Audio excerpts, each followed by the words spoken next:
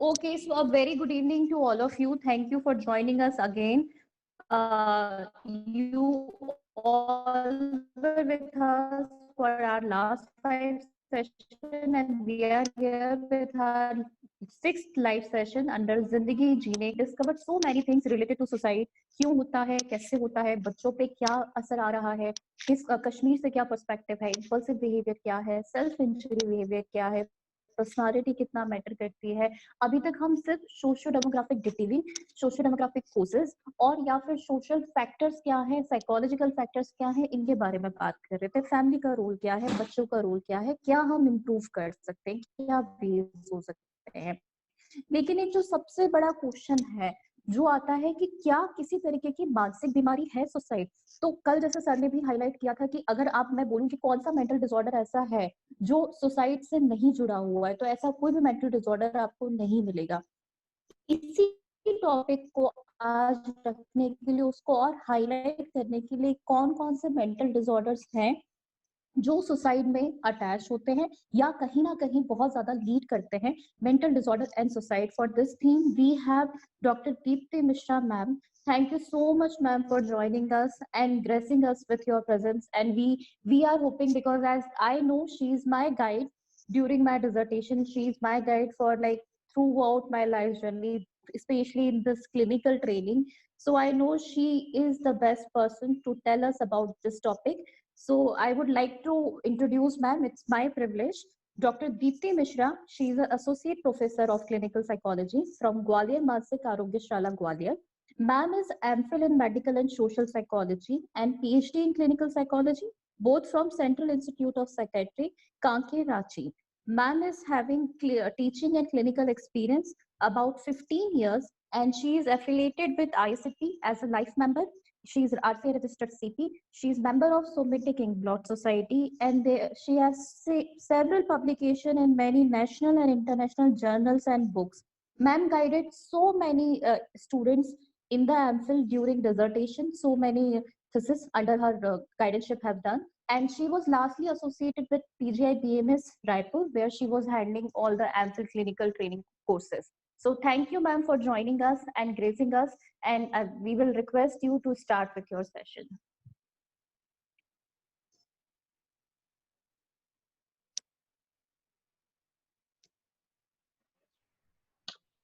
Thank you, Shweta, for inviting me as a lecture, as a speaker, guest speaker. Because nowadays suicide has become very important issue, and every time we are thinking, when we listen about people ignorance about mental illness, particularly the suicide of the famous actor, which is very talked about everywhere. So we know that we have come to know that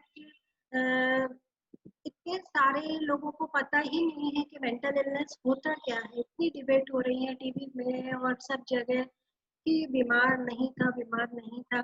So whether he was ill or not, that is a different matter, controversial. We won't discuss about that. But somehow it has come to forefront that people are least aware about mental illness, and suicide is mental illness has an important role in suicide. Those who commit suicide are suffering from one or the other mental illness. तो ऐसे studies में पाया गया कि कोई भी, जैसे पहले की स्पीकर्स ने भी बोला है कि कोई भी मेंटल इलनेस ऐसे हम नहीं बोल सकते अलग करके कि इसमें लोग सुसाइड नहीं करते हैं। तो मेंटल इलनेस होने से ही एक रिस्क फैक्टर हो जाता है सुसाइड का। और अभी सुसाइड बहुत ज़्यादा बढ़ रहा है, इतना कि हर 40 सेकेंड में 1 पर्सन इज कमिटिंग सुसाइड और अटेम्प्टिंग सुसाइड, और 1 लाख लाइव्स हर साल इंडिया में जा रही हैं सुसाइड से। अभी एक केस हम लोग सुन रहे हैं, लेकिन उसके पहले भी बहुत सारे हो रहे हैं, रोज ही हो रहे हैं। यहाँ पहले की स्टडीज जैसे इंडियन स्टडीज हैं तो उनमें है कि साउथ में ज़्यादा होते हैं सुसाइड, लेकिन हम अभी ग्वालियर में रह रहे हैं, यहाँ पर भी हम न्यूज़पेपर अगर देखते हैं तो हर दिन 2 से 3 लोगों ने सुसाइड किया है। और क्यों किया? घर में लड़ाई हो गई, पति पत्नी में लड़ाई हो गई, बच्चे को डांट दिया, उससे मोबाइल ले लिया। तो ये छोटी छोटी चीजों पे लोग सुसाइड कर लेते हैं। क्यों सुसाइड करते हैं लोग? और ये एक और अलार्मिंग चीज है कि वेस्टर्न कंट्रीज में जो है फीमेल्स कम कमिट करती हैं सुसाइड, लेकिन इंडिया में जो रेशियो है वो मोर और लेस बराबर है, 1:1.4:1 रेशियो है मेल इज टू फीमेल का। तो बहुत मार्जिनल अंतर है मेल फीमेल के बीच में। तो क्या फैक्टर्स हैं इंडिया में जिनके कारण लोग सुसाइड कर रहे हैं? तो इसमें बहुत सारे फैक्टर्स की इतने दिनों से चर्चा हो रही है, लेकिन आज पर्टिकुलरली मेंटल इलनेस या मेंटल डिसऑर्डर के बारे में हम लोग डिस्कस करना चाहते हैं। क्यों? क्योंकि 90 to 94% केसेस में मानसिक बीमारी के लक्षण पाए गए हैं। जो साइकोलॉजिकल ऑटोप्सी होती है उसके माध्यम से स्टडीज की गई, मेटा एनालिसिस किया गया, उसमें ये पाया गया कि इतनी ज्यादा केसेस जो है उनमें मेंटल इलनेस का रोल था। लेकिन और सिर्फ 10% ही लोग हैं जो मेंटल हेल्थ प्रोफेशनल्स के पास जाते हैं। तो इतनी डिस्क्रिपेंसी क्यों है? जब सब में बीमारी है तो लोग मेंटल हेल्थ प्रोफेशनल के पास क्यों नहीं जाते? और समस्या ये है कि कोई ऐसे कारण नहीं है ज्यादातर केसेस में कि सुसाइड को नहीं रोका जा सकता था। सुसाइड प्रिवेंट किया जा सकता है, जो इस तेजी से बढ़ रहा है वो फैक्टर्स जो है उनको कंट्रोल किया जा सकता है। लेकिन क्योंकि लोग अवेयर नहीं है, लोग अपने ध्यान नहीं देते हैं चीजों के ऊपर। कोई बोलता है कि मेरे को सुसाइड करना है तो लोग हाँ मजाक कर रहे हैं, ये ऐसे बोल रहा है, इस तरह से लोग उसको बहुत लाइटली लेते हैं। तो ये बोला जाता है कि कोई भी व्यक्ति सुसाइड अटेम्प्ट करने के पहले जरूर एक ट्राई फॉर हेल्प बोला जाता है कि वो किसी न किसी से मदद मांगने के लिए इसके बारे में बातें करते हैं। तो कुछ बिहेवियर्स होते हैं जिनसे हम उनको पहचान सकते हैं, जिनके बारे में पहले आपके टॉपिक्स में चर्चा हो चुकी है कि कैसे हम आस पड़ोस में अगर हम अपने ये पाया गया कि हर 60 में वन व्यक्ति जो है मतलब अबाउट अफेक्टेड हो रहे हैं सुसाइड से, कोई का नियर एंड डियर वन जो है वो सुसाइड कर रहा है। तो इतना ज्यादा है, तो अगर हम लोग एज ए सोसाइटी अवेयर रहते हैं, जनरल पब्लिक को पता रहता है कि what are the reasons behind it and this person may commit suicide, तो वहां पर इसको हम लोग रोक सकते हैं। तो बीमारियां, मेंटल इलनेस के बारे में सबसे ज्यादा जानना ये जरूरी है कि मेंटल इलनेस में जो बिहेवियर्स होते हैं वो या जो फीलिंग्स हो रही है जो हो रही है वो हम लोगों को आमतौर पे भी होती है। Mental illness is not very different something कि अलग हो गया कुछ भी, जैसा माना जाता है कि ये एकदम अलग चीज है या फैल जाएगी उसके साथ रहने से, उससे बात करने से। तो ऐसा कुछ नहीं होता है। जो हमारे व्यवहार हैं, सामान्य व्यवहार हैं या विचार हैं, किसी के भी मन में डेथ विश कभी आती है, स्ट्रेस आता है तो लो मूड होता है या एग्रेशन होता है या इस तरह के विचार आते हैं, कुछ कभी अपने आप में लॉस्ट हो जाते हैं, काम करने का मन नहीं हो रहा है, थकान हो रही है, बहुत ज्यादा चिंता हो रही है, ये सब सामान्य है, सब में होता है। आजकल इतनी स्ट्रेसफुल लाइफ है हमारी। लेकिन वो कब मेंटल इलनेस हो गया, कब वो मेंटल डिसऑर्डर में कन्वर्ट हो गया, ये पहचानना हमारे लिए जरूरी है। तो वो अंतर करने के लिए क्या होता है कि जब प्रॉब्लम्स जो है वो फ्रिक्वेंट हो रही हैं, बार बार प्रॉब्लम बिहेवियर हो रही है या विचार जो है वो बार बार आदमी रिपीट कर रहा है और जो नेगेटिव हो रहे हैं, इसमें परसिस्टेंस है और इंटेंसिटी ज्यादा है, सीवियरिटी है। जो आमतौर पे हम सोच रहे हैं कोई स्ट्रेसफुल सिचुएशन आए या मैं स्ट्रेस में आए फिर हम उससे बाहर निकल गए, लेकिन यहाँ पर क्या है कि दिन भर उसी के बारे में सोचते रहेंगे, उससे बाहर नहीं निकल पाएंगे। प्राइवेसी मतलब हर कंडीशन में वो आपको इन्फ्लुएंस कर रहा है, आपकी लाइफ को कलर कर रहा है, और इसके कारण सोशियो ऑक्यूपेशनल लाइफ में, इंटरपर्सनल लाइफ में जो है इम्पेयरमेंट आने लगता है, वो फंक्शनिंग अफेक्टेड होने लगती है, खुद को डिस्ट्रेस हो रहा है या दूसरों को डिस्ट्रेस हो रहा है। तो इस तरह से सेम चीजें जो एक सामान्य व्यक्ति में जो होते हैं व्यवहार या विचार, वही जब ज्यादा हो जाते हैं और नेगेटिव साइड में वो कंटिन्यूअसली होने लगते हैं, जैसे हेडेक हो रहा है, कभी कभार हो गया, नींद या कभी कभार नहीं आई, तो वो बीमारी नहीं हो गई। तो हर का एक होता है कि लगातार लंबे समय तक हो रहा है, हर बीमारी को कुछ समय बताया गया है। तो अभी हम सिर्फ जैसा कि सारी मेंटल इलनेस में ही सुसाइड का रिस्क बढ़ता है, लेकिन जो मेन कुछ के बारे में हम लोग अभी चर्चा करेंगे, जिसमें सबसे मेन जो है प्रमुख है वो है मूड डिसऑर्डर। अब मूड डिसऑर्डर क्या होता है? मूड डिसऑर्डर मतलब जो हमारी भावनाएं हैं, जो हमारे उसमें कुछ समस्याएं आती हैं, तो इसको मुख्यतः दो भागों में बांटा जाता है कि पोल्स माना जाता है कि एक छोर पर डिप्रेशन होता है और एक छोर पर मैनिया होता है। अब आप देखोगे कि सोसाइटी में डिप्रेशन को बहुत लाइटली यूज किया जाता है हर व्यक्ति, और कहा जाए कि एक्सेप्टेबल भी हो कि हाँ मुझे डिप्रेशन हो गया, कुछ भी होता है थोड़ा सा दुखी हुए कुछ हुआ, मुझे डिप्रेशन हो गया, उसको डिप्रेशन हो गया। लेकिन वास्तविकता में डिप्रेशन है क्या? अच्छा, अभी ये जो केस अभी चल रहा है उसमें ये बात भी हुई कि 6 महीने पहले तो वो बिल्कुल ठीक था, हम्म 2 महीना पहले तो वो बिल्कुल ठीक था, वो तो बहुत लाइवली पर्सन था, तो उसको मेंटल इलनेस तो हो ही नहीं सकती। हम्म ये है लैक ऑफ अवेयरनेस कि मेंटल इलनेस जैसे फिजिकल इलनेस है कि आज आप बिल्कुल ठीक है, कल आपको बुखार हो गया, या अभी आप बिल्कुल ठीक है, आपको आधा घंटा बाद पता चलता है आपको कोरोना हो गया। आजकल के नहीं, जमाने में इस पे ये एक और चीज मैम उनका बार बार जो आ रहा है कि वो इतना इंटेलिजेंट था कि उसको डिप्रेशन नहीं हो सकता था। मतलब ये बहुत ही, मतलब हम लोगों को, क्योंकि हम लोग हैं फील्ड में, तो हमें कहीं ना कहीं इस बात पे हंसी आ जाती है, बट कहीं ना कहीं बेचारगी भी लगती है कि अवेयरनेस कितनी कम है कि लोगों को लगता है अगर कोई इंटेलिजेंट है तो उसको डिप्रेशन नहीं हो सकता। तो ये चीज कल भी किसी ने ये पॉइंट उठाया था कि अगर इंटेलिजेंस हाई है तो क्या उनको, मतलब सुसाइड का रेट कैसा होगा, कम होगा, ज्यादा होगा। तो आप इसके साथ में प्लीज, मैं चाहूंगी कि आप ये कवर करें, क्योंकि हमने ये आप ही से, आपने हमें इंसाइट दी थी इसके लिए, स्पेशली इन रोशाक। इंटेलिजेंस हाँ। वाले तो स्टडीज से ये पता चलता है कि जो ज्यादा इंटेलिजेंट लोग हैं उनमें सुसाइड करने की ज्यादा संभावना होती है, बिल्कुल और सही। जिनका हायर लेवल ऑफ एक्सपेक्टेशन है खुद से और अचीवमेंट लेवल हाई है उनमें भी सुसाइड करने की बहुत ज़्यादा संभावना हम्म होती है, क्योंकि जिसका कॉग्निटिव डेवलपमेंट कम है खास तौर से, तो वो इस तरह के डिसीजन आसानी से नहीं ले पाता है। लेकिन जो इंटेलिजेंट है वो हर चीज में अपने आप को जज करता है, और सोचने समझने की जितनी ज्यादा क्षमता होगी, मतलब ये माना जाता है कि इंटेलिजेंट लोग, जैसे कि हमने पहले बोला कि साउथ में बेंगलोर वगैरह में पाया गया था, केरल में पाया गया था कि ज्यादा लोगों ने सुसाइड किया, तो उसका जब अध्ययन किया गया भाई कि उधर जो ज्यादा कर रहे हैं, इधर हिंदी स्पीकिंग क्षेत्रों में कम कर रहे हैं, तो ऐसा क्यों? इधर 1 to 2% ही कर रहे हैं और उधर इतने ज्यादा लोग कर रहे हैं। तो उसमें ये कारण पाया गया कि वहाँ के लोग साक्षरता का लेवल ज्यादा है, ज्यादा मॉडर्न भी हैं, तो उस चीज का ज्यादा माना जाता है कि ज्यादा पढ़ रहे हैं, ज्यादा जानकारी हो रही है, तो उनके बुद्धि का विकास ज्यादा और उनका एक्सपोजर ज्यादा चीजों का हो रहा है। हम्म तो चीज उन लोगों में जब फ्रस्ट्रेशन होता है, स्ट्रेस होता है, तो वो उसको फेस ज्यादा नहीं कर पा रहे हैं और सुसाइड कमिट कर रहे हैं। अब सुसाइड कमिट करना और अटेम्प्ट करना भी दो चीजें होती हैं। बहुत सारे लोग अटेम्प्ट करते हैं, और लेकिन जो फाइनली उनका कंप्लीट हो जाता है उसको बोला जाता है कमिटेड या कंप्लीटेड सुसाइड।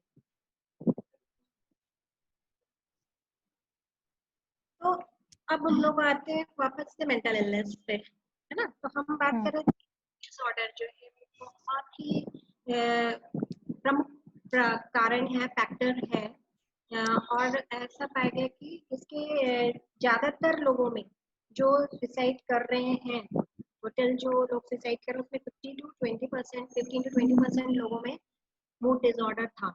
और मूड डिसऑर्डर के जो पेशेंट हैं जिन्होंने कमिट किया सुसाइड, मतलब कमिटेड सुसाइड जो हुए, वो 45 to 7% को मूड डिसऑर्डर था। मतलब एक हो रहा है कि मूड डिसऑर्डर के पेशेंट जो हैं उनमें संभावना 15 से 20% हो रही है सुसाइड करेंगे, लेकिन 45 से 77% लोगों में मूड डिसऑर्डर था जिन्होंने कमिट किया सुसाइड, जो कंप्लीट कर पाए सुसाइड को। तो इतना हाई रेट है मूड डिसऑर्डर का। और इसमें मुख्य रूप से आता है, हमें मूड डिसऑर्डर के बहुत तरह के होते हैं, लेकिन उसमें मेन क्या है, डिप्रेशन और मैनिया, जो हमने बोला था कि दो पोल्स होते हैं। तो सभी की लाइफ में स्ट्रेस हो रहा है, और हम लोग इसलिए क्योंकि कॉम्पिटिटिव लाइफ में है, अभी न्यूक्लियर फैमिलीज हो गई हैं और कॉम्पिटिशन बहुत ज़्यादा है बच्चों को, जैसे कोचिंग इंस्टीट्यूट में जा रहे हैं पढ़ने के लिए, तो वहाँ पर दिन रात उनको इतना प्रेशर रहता है, इतना टारगेट आपको अचीव करना है। जैसे कोटा में बहुत सारे बच्चे यहाँ पे काउंसलिंग के लिए आते हैं, वहाँ पर भी करते हैं, वो ज़्यादातर उस डिप्रेशन में चले जाते हैं, और बहुत से बच्चे सुसाइड भी करते हैं, बहुत से छोड़ के आ जाते हैं कोर्स। तो ऐसा क्यों है? क्योंकि इतना ज्यादा प्रेशर है कि जितनी हमारी कैपेसिटी है उससे ज्यादा हमसे एक्सपेक्टेशंस होते हैं लोगों के। तो इसलिए लोगों में डिप्रेशन होने लग जाता है। वैसे बहुत सारे कारण हैं, फैक्टर सिर्फ ये नहीं है, लेकिन ये कहने का मतलब है कि डिप्रेशन बहुत ही कॉमन है हमारे में, लेकिन डिप्रेशन एक्चुअली है क्या वो हमको पता नहीं रहता है। और मूड डिसऑर्डर में मैनिक स्टेज और डिप्रेसिव स्टेज, दो स्टेजेस हमने बोले।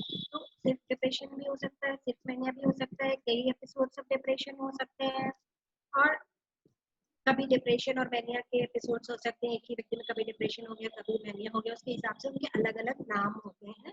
तो मैनिया में क्या होता है कि पहले हम डिप्रेशन की बात कर लें, क्योंकि डिप्रेशन सबसे कॉमन है। तो डिप्रेशन में क्या होता है, जब हम डायग्नोसिस के लिए बोलते हैं, जो अभी हम लक्षण बोलेंगे, तो जो डायग्नोस्टिक क्राइटेरिया है, क्योंकि ये जनरल पब्लिक के लिए है, इसलिए बता रहे हैं कि जो ये लक्षण हम बोल रहे हैं, जैसे परसिस्टेंट सैडनेस ऑफ मूड है, लो मूड है। किसी को भी कभी भी लो लग रहा है, हमारी लाइफ में कुछ घटनाएं चल रही हैं तो हमको लो लग रहा है, तो क्या वो डिप्रेशन हो गया? नहीं, लगातार अगर हो रहा है, वो इन्वायरमेंट से जो भी क्यूज मिल रहा है उससे कोई अफेक्टेड नहीं हो रहा है, कि अच्छा खुशी की भी बातें हो रही है हमारी लाइफ में, रोज तो हमारा दुख नहीं चल रहा है, तो वो कुछ कुछ इंसिडेंट तो रोज ही लाइफ में अच्छाई के होते हैं, तो उनको भी वो कंसीडर नहीं कर पाते हैं। परसिस्टेंट सैडनेस ऑफ मूड होता है, लोगों से इंटरेस्ट उनका कम होने लग जाता है, जो चीजें पहले अच्छी लगती थी वो अब नहीं अच्छी लग रही हैं। हमको दोस्तों के साथ मिलना अच्छा लगता था, हमको कैरम खेलना अच्छा लगता था, हमको आउटिंग पे जाना अच्छा लगता था, सिनेमा देखना अच्छा लगता था, टीवी देखना अच्छा लगता था, बच्चों के साथ टाइम स्पेंड करना, व्हाटएवर, जो चीजें अच्छी लगती थी अब नहीं लगती हैं। थोड़ी सी भी आवाज होती है तो शोर हो रहा है, सोशल आइसोलेशन, विड्रॉल होने लग जाता है, इंटरपर्सनल रिलेशनशिप, दोस्त को छोड़ दिया, अकेले रहने लग गए और किसी से भी बात नहीं करना चाह रहे हैं। ऑक्यूपेशनल फंक्शनिंग अफेक्टेड होने लग जाती है, काम जैसे करना है नहीं कर पा रहे हैं। और साइकोमोटर एक्टिविटी होती है कि जो हमारा काम करने की गति होती है, जो काम करना है काम नहीं कर रहे हैं, बहुत जल्दी थक जाते हैं, हम बैठे रहते हैं, हम तो काम नहीं करते बनता है, रिटार्डेशन हो जाता है, धीरे धीरे स्लोनेस आ जाती है, तो इस तरह के अंतर आते हैं। इसके बाद इम्पोर्टेंट क्या होता है, डिप्रेसिव आइडिएशन। डिप्रेसिव आइडिएशन क्या होता है कि हमारी सोच में क्या हो रहा है, इसमें तीन चीजें आती हैं, होपलेसनेस, हेल्पलेसनेस और वर्थलेसनेस। तो होपलेसनेस का मतलब क्या होता है कि निराशा हो गई हमको। निराशा किस चीज के प्रति, अपने फ्यूचर के बारे में। फ्यूचर इज ब्लीक, कि हमारा कुछ नहीं हो सकता, भविष्य हमारा अंधकार में। अभी कोरोना में लोगों का क्या हो रहा है, जब कोरोना खत्म होगा कि नहीं, कहीं हमको नहीं हो जाएगा, हमारा कोई अपना नहीं मर जाएगा, तो कोई अनसर्टेनिटी बहुत ज्यादा हो गई है लाइफ के प्रति। और इतने सारे ज्यादातर लोग जो सुसाइड कर रहे हैं, जो पेपर में वो ये फिल्म इंडस्ट्री है, टेलीविजन, जो भी मीडिया वाले, जो बहुत ज्यादा एक्सपोजर हो रहा था, डेली जिनका वर्क हो रहा था, वो उनका काम अभी रुक गया है। तो वैसे लोगों ने, बहुत सारे लोगों ने किया। ये लोगों को लग रहा है कि मेरा जॉब अब खत्म हो जाएगा, हमको मिलेगा, इकोनॉमिक इतना पीछे जा रहा है, जीडीपी गिर रहा है, सब हो रहा है, तो फ्यूचर ब्लैक लगता है, वो होपलेसनेस है। और हेल्पलेसनेस है कि अब कोई पॉसिबल नहीं है हेल्प, हमको कोई मदद कर नहीं सकता, कुछ हो नहीं सकता। और तीसरा होता है वर्थलेसनेस। वर्थलेसनेस मतलब हम इनएडिक्वेट हैं, हमको गिल्ट फीलिंग होती है, इंफीरियरिटी होती है। तो ये तीनों चीजें जब हो जाती हैं एक साथ किसी व्यक्ति में, तो फिर बहुत ज्यादा चांसेस होते हैं कि वो सुसाइड कमिट कर सकता है। और होपलेसनेस को अकेले ही इतना इम्पोर्टेंट फैक्टर माना गया है कि हर तरह की बीमारी में होपलेसनेस हो रहा है। अगर होपलेसनेस सीवियर लेवल का हो गया तो फिर व्यक्ति सुसाइड की तरफ अग्रसर हो जाता है। इसके अलावा स्लीप डिस्टर्ब हो जाती है, एपेटाइट डिस्टर्ब हो जाता है, सेक्सुअल डिजायर कम हो जाता है। तो ये सारे जो प्रॉब्लम्स हैं वो अगर एट ए स्ट्रेच 2 वीक्स तक चलती हैं, कम से कम लगातार चल रही है, एनवायरमेंटल क्यूज से अफेक्टेड नहीं हो रही है, तब हम कहते हैं कि ये व्यक्ति डिप्रेशन से सफर कर रहा है। अभी हमारे घर में किसी की डेथ हो गई है तो हम दुखी हैं 2 हफ्ता या 1 महीना, तो दैट इज अ डिप्रेशन, वो हम बोलते हैं बेरेजमेंट का पीरियड, ठीक है। लेकिन जब कोई ऐसा नहीं हो रहा है, लेकिन उसके बाद भी बाकी लोग भी सेम सिचुएशन से गुजर रहे हैं अभी, लेकिन कुछ लोगों पे असर हो रहा है, वो सुसाइड की तरफ जा रहे हैं, कुछ लोग नहीं जा रहे हैं, तो हमारा परसेप्शन कैसा है चीजों के प्रति, उस पर होता है। और एक टाइप का डिप्रेशन स्माइलिंग डिप्रेशन होता है कि ये आपको बहुत पता ही नहीं चलता। इम्पोर्टेंट है। तो ये लक्षण तो दिखाई दे रहे हैं कि व्यक्ति अलग हो गया हुआ, ये हो रहा है, वो हो रहा है, जितने हमने अभी डिस्कस किए। लेकिन जब व्यक्ति स्माइलिंग डिप्रेशन है, वो इसका उल्टा होता है, वो कुछ स्ट्रेसर लेकिन इसमें एसोसिएटेड होता है कि उनके साथ में कोई स्ट्रेसर रहता है, और फिर वो उसके साथ में उनमें डिप्रेसिव कॉम्बिनेशन आता है, लेकिन वो दिखाते नहीं है, उसका उल्टा होता है, वो अपना मुस्कुरा रहे हैं, सबसे ज्यादा मिलजुल रहे हैं, हंस रहे हैं, और कुछ ज्यादा दूसरों के प्रति केयर दिखा रहे हैं। और कई एटिपिकल में होता है कि ज्यादा खाने लग जाते हैं, ज्यादा सोने लग जाते हैं, जो कि ऐसे डिप्रेशन में कम हो रहा है। तो डिप्रेशन की स्लीप में डिफरेंस भी होता है क्या कि अर्ली मॉर्निंग इंसोम्निया, जल्दी नींद खुल जाती है लेकिन उसके बाद भी उठते नहीं है, 2-3 घंटा पहले से उठ गए लेकिन बिस्तर में पड़े हुए हैं 11 बजे तक, 12 बजे तक। तो ये स्लीप डिस्टर्बेंस भी हर बीमारी का अलग अलग टाइप का होता है। तो कहने का मतलब है कि डिप्रेशन में हमारा सारा जो आपका थॉट लेवल है उसमें प्रभाव हो रहा है, हमारी एक्टिविटी के लेवल में प्रभाव हो रहा है, हमारा इंटरेस्ट, हमारे जो सोशल प्रोफेशनल फंक्शनिंग है वो सब अफेक्टेड हो रहे हैं। लेकिन इसके अलावा क्या हो रहा है, इजी फैटिगेबिलिटी, बहुत जल्दी थकान हो जाती है, कोई काम करते नहीं बनता है, और कुछ साइकोटिक फीचर्स भी हो सकते हैं। अब साइकोटिक फीचर्स क्या होते हैं, इसमें होता है कि व्यक्ति को रियलिटी से कांटेक्ट कम हो जाता है।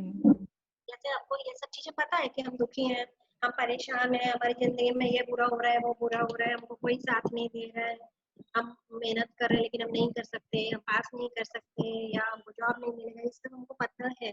लेकिन साइकोसिस जब हो जाता है, साइकोटिक फीचर्स जब हो जाते हैं, उसमें ये होता है कि व्यक्ति को ये ज्ञान होना ही बंद हो जाता है कि उसका क्या रियलिटी है। तो उसमें मेन फीचर्स क्या होते हैं कि सुनाई देती हैं कुछ चीजें जो कि एक्चुअल में नहीं है, दिखाई देती हैं कुछ चीजें जो एक्चुअल में नहीं है, तो हम हेलुसिनेशंस बोलते हैं कि आपके जो सेंस ऑर्गन्स हैं उनसे कुछ हम परसीव करते हैं जो एक्चुअल में प्रेजेंट नहीं है।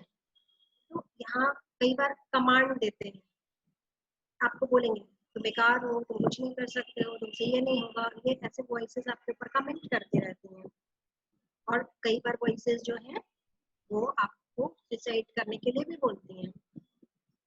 हमारे ऐसे स्किज़ोफ्रेनिया में भी होता है, अभी उसके बारे में हम बात करेंगे। हेलुसिनेशन की बात होगी, इसमें पता है कि कमांड हेलुसिनेशंस होते हैं, कमांड दिया जाता है कि तुम ऐसा करो, तुम ऐसा करो। तो हमारे परिचय में एक जने हैं जिन्होंने, उनको आवाजें आ रही है, phenyl P low, P low, P low, P low, इतनी आवाजें चारों ओर से आ रही है। बेचारे ने थोड़ी देर तक 10 मिनट तक रजिस्ट किया, फिर चारों तरफ कमरे से आवाजें आ रही है, पी लो आंटी, पी लिया 2 बोतल फिनाइल।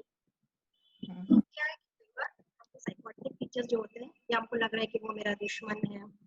तो डिप्रेशन में निहिलिस्टिक और पॉवर्टी मतलब होता है कि हमको लगता है मेरे अंदर में कोई अंग नहीं है, या हम बहुत गरीब हैं, इस तरह के साइकोटिक फीचर्स। तो जब भी साइकोटिक फीचर्स साथ में आ जाते हैं, मतलब रियलिटी से कांटेक्ट खत्म होता है, तो बहुत ज्यादा संभावना होती है कि सुसाइड का रिस्क बढ़ जाता है, क्योंकि हमें सोचने समझने की क्षमता उससे हिंडर होती है। ठीक है, तो इसके अलावा डिस्थाइमिया भी होता है।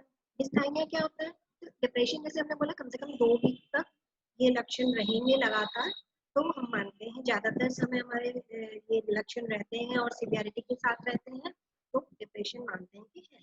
डिस्थाइमिया क्या है कि कम से कम लगातार ही रहता है। डिप्रेशन का पूरा क्राइटेरिया उतना लेवल ऑफ सिवियरिटी नहीं रहता है, लेकिन लो मूड रहता है और थोड़ा चिड़चिड़ापन रहता है।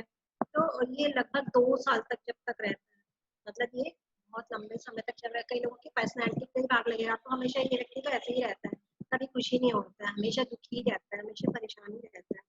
तो इस टाइप का आपको लगेगा कि छोटी छोटी चीजों का भी स्ट्रेस लेते रहते हैं, तो वो डिस्थाइमिया होता है। तो कम से कम 2 साल तक। तो डिस्थाइमिक लोगों में क्या होता है, डबल डिप्रेशन, मतलब उन लोगों में बीच बीच में डिप्रेशन हो जाता है। तो वो जब डबल डिप्रेशन हो रहा है, मतलब आप ऑलरेडी डिस्थाइमिक है और आपको डिप्रेशन भी हो गया, तो ऐसे केसेस में बहुत सुसाइड की रिस्क बढ़ जाती है।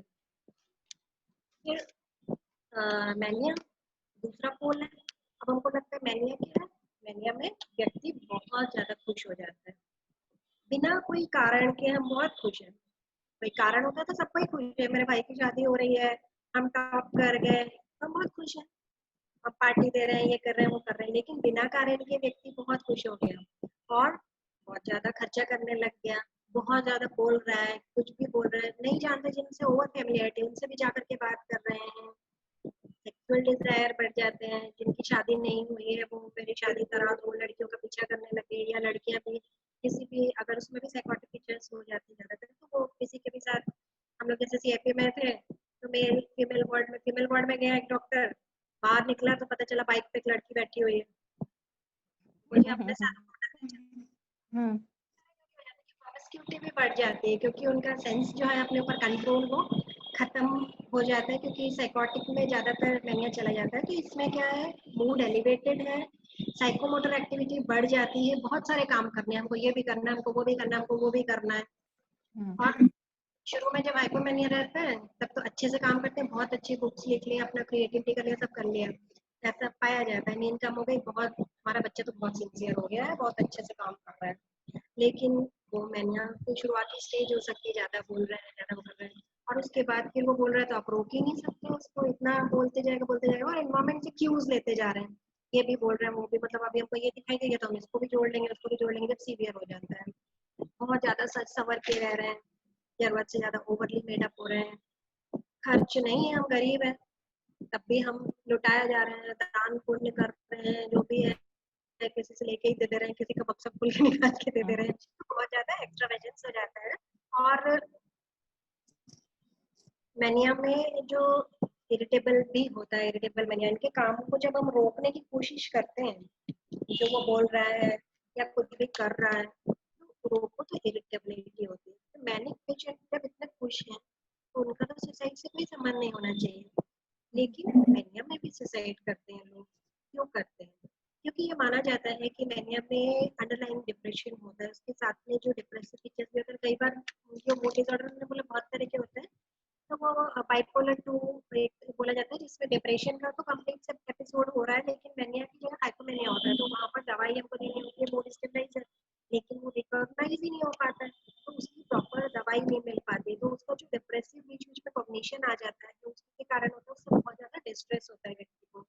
और मैनिया में इम्पल्सिव सुसाइड होता है, इम्पल्स आया और हमने सुसाइड कर लिया, इम्पल्सिव मतलब बिना सोचे समझे कोई भी एक्ट करने लग जाते हैं लोग, तो हमको लगा कि अरे हम यहाँ छत से कूद जाते हैं। एक पेशेंट आया था, वो ट्रेन के आगे खड़ा हो गया था कि मैं तो ट्रेन रोक सकता हूँ, कुछ नहीं होगा मुझे, ट्रेन को मेरे को इतनी ताकत है। तो इन लोगों में ग्रैंडियोसिटी का डिल्यूजन भी होता है कि मैं बहुत पावरफुल हूँ, मैं बहुत बड़ा आदमी हूँ, मैं ये कर सकता हूँ, मैं वो कर सकता हूँ, तो उसमें वो लोग कभी कभी इम्पल्सिवली कुछ ऐसा एक्ट कर जाते हैं कि वो सुसाइड हो जाता है, और डिस्ट्रेस जो उसमें अंडरलाइन है उसके कारण होता है।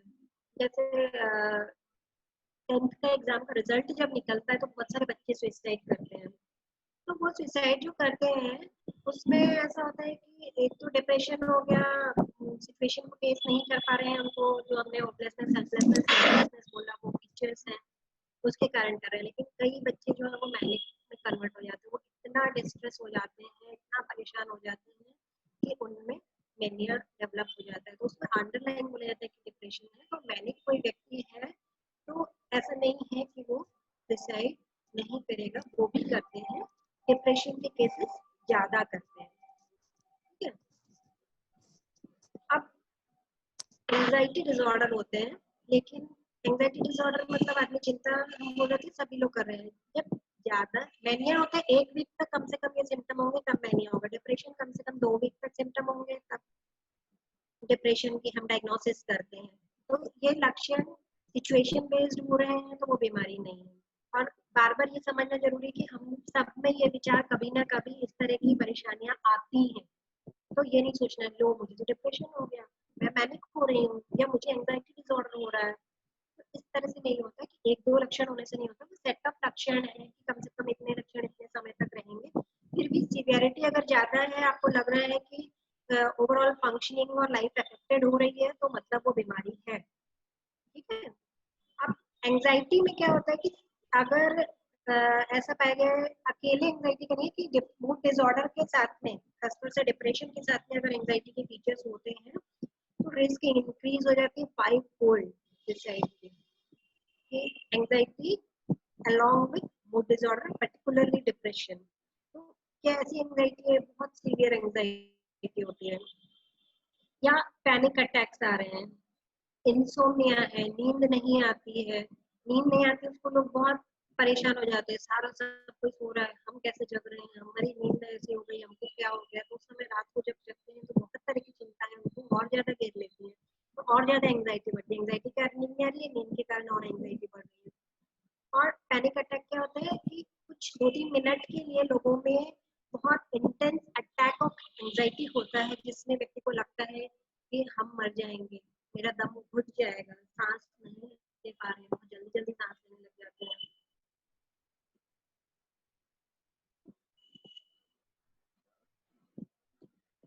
ये अब ये क्वेश्चन आया 3 मंथ मिनिमम होता है डायग्नोसिस के लिए, वो किस डायग्नोसिस के लिए पूछा जा रहा है? वो आई थिंक बाइपोलर के लिए। हम क्वेश्चन आंसर के लिए हम लोग अभी ओपन करेंगे बॉक्स मैम, आप अलग कंटिन्यू कर लीजिए, फिर लास्ट में हाउस ओपन करते हैं डिस्कशन के लिए। He is asking for bipolar disorder, so he mentioned this thing ki he is a student and patient of BPD. So we severe will anxiety, clear out you Darbar, wait for some time, let finish the session. तो panic attacks हो रहे हैं, मतलब हम बोल रहे थे कि कुछ सेकेंड मतलब 2-3 मिनट के लिए होता है, इंटेंस एंजाइटी का अटैक होता है और उसमें वो लगता है कि सफोकेशन हो रहा है, बहुत जल्दी जल्दी सांस लेने लगते हैं, कांपने लग जाते हैं, पसीना आने लग जाता है और सबसे ज्यादा लोगों को यही डर रहता है कि मर जाएंगे। तो वो एंजाइटी जब पैनिक अटैक खत्म हो जाता है फिर कुछ 1-2 मिनट 3 मिनट ज्यादा से ज्यादा 5 मिनट उससे ज्यादा नहीं चलता है, लेकिन वो जो उसका जो रिमेम्बरेंस होता है वो बहुत डरावना होता है। उससे लोग फिर उसको फेस नहीं करना चाहते, हमको कहीं पैनिक फिर तो नहीं हो जाएगा, उससे लोग बहुत ज्यादा डरते हैं कि मतलब क्योंकि लोगों को लगता है कि वो हुआ तो हम मर जाएंगे, तो उस एंजाइटी के डर से भी लोग सुसाइड कर लेते हैं कि मतलब हम उसको फेस नहीं कर सकते, इतना ज्यादा कष्ट। तो जब डिप्रेशन है और उसके साथ में इस तरह की एंजाइटी हो रही है, नींद की समस्या हो रही है और अल्कोहल लोग ले रहे हैं, क्यों ले रहे हैं?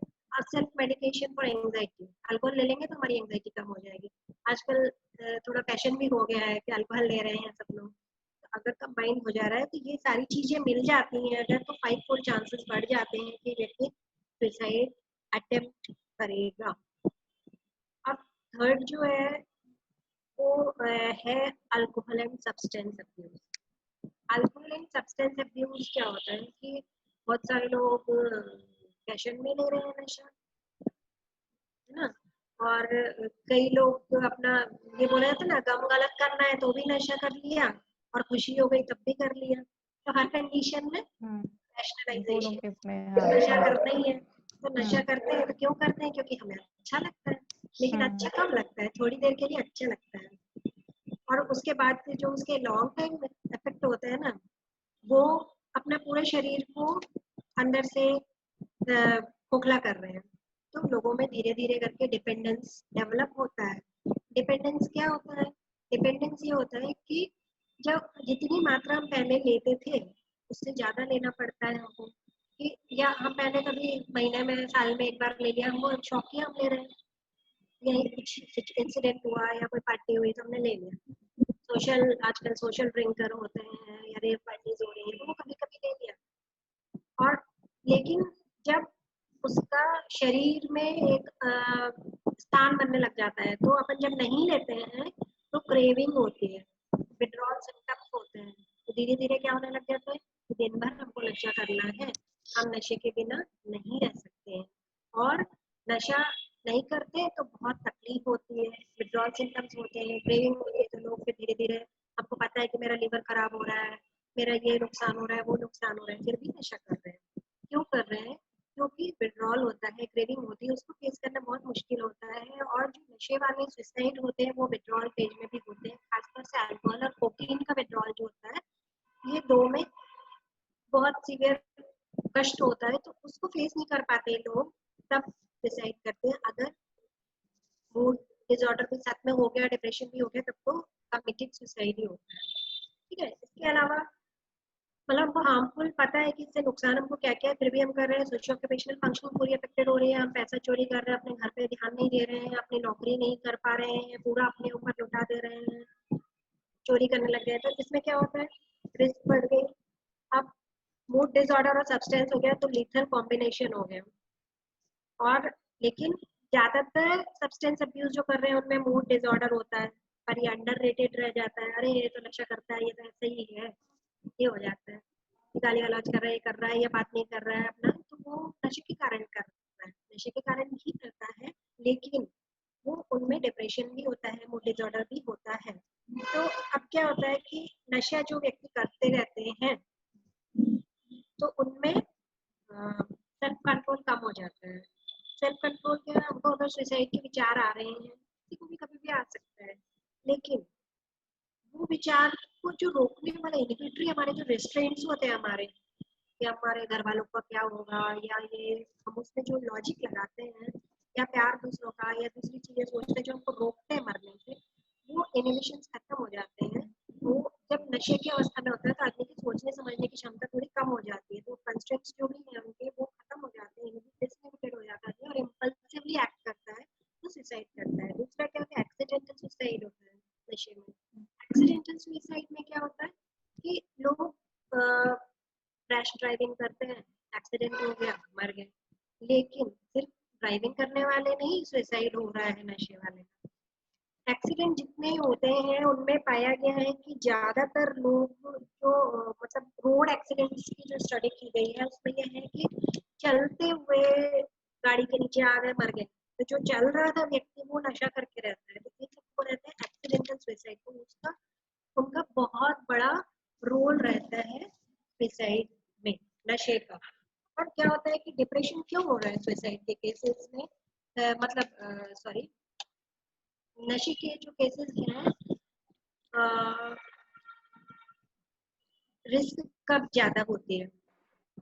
अब ऐसा पाया जा रहा है कि फैमिली हिस्ट्री जिन लोगों में होती है अल्कोहल की खासतौर से या नशे की, अर्ली ऑनसेट हो गया, कम उम्र से ही हमने नशा करना स्टार्ट कर लिया, लॉन्ग ड्यूरेशन ऑफ नशा हो गया, और साथ में कोमॉर्बिड डिप्रेशन हो गया, और अगर पीडी हो गया, पर्सनैलिटी डिसऑर्डर भी हो गया, तब बहुत ही हाई रिस्क हो जाता है।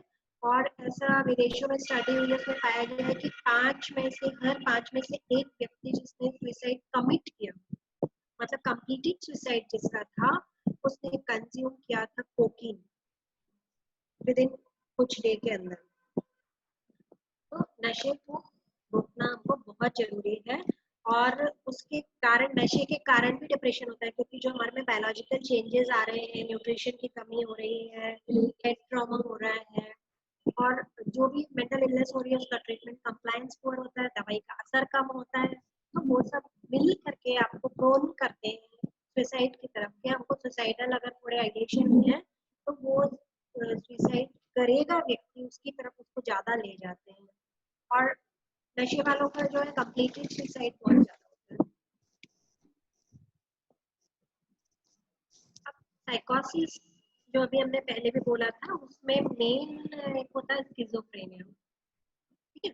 स्किज़ोफ्रेनिया क्या होता है कि आमतौर पे हम लोग क्या सोचते हैं कि मेंटल इलनेस वही है जो सड़क पे घूम रहे हैं, जिनको अपना कोई होश नहीं है, क्या पहनना है, क्या खाना है, क्या करना है, प्लास्टिक खा रहे हैं, गंदे संदे से घूम रहे हैं, किसी को गाली बक रहे हैं, कुछ कर रहे हैं। तो मेंटल इलनेस खाली वो नहीं होता है, और जितनी चीजें अभी हम डिस्कस कर रहे थे वो भी होता है। हमको अगर किसी भी तरह की समस्या हो रही है तो वो मेंटल इलनेस में आता है, लेकिन स्किज़ोफ्रेनिया है ये सबसे सीवियर फॉर्म माना जाता है साइकोसिस का। साइकोसिस मतलब इसमें मेन चीज क्या हो रही है कि रियलिटी से कांटेक्ट खत्म हो जाता है उनको। तो ये जो लोग आपको घूमते दिखते हैं वो ज्यादातर स्किज़ोफ्रेनिया के हैं। स्किज़ोफ्रेनिया के बहुत सारे प्रकार होते हैं, तो इसमें आपका डिस्टर्बेंस ऑफ थॉट होता है, डिस्टर्बेंस ऑफ स्पीच होता है, परसेप्शन होता है, अफेक्ट होता है, मोटर बिहेवियर होता है, मतलब हमारे ओवरऑल सारे की सारे एस्पेक्ट जो है वो अफेक्टेड हो जाते हैं।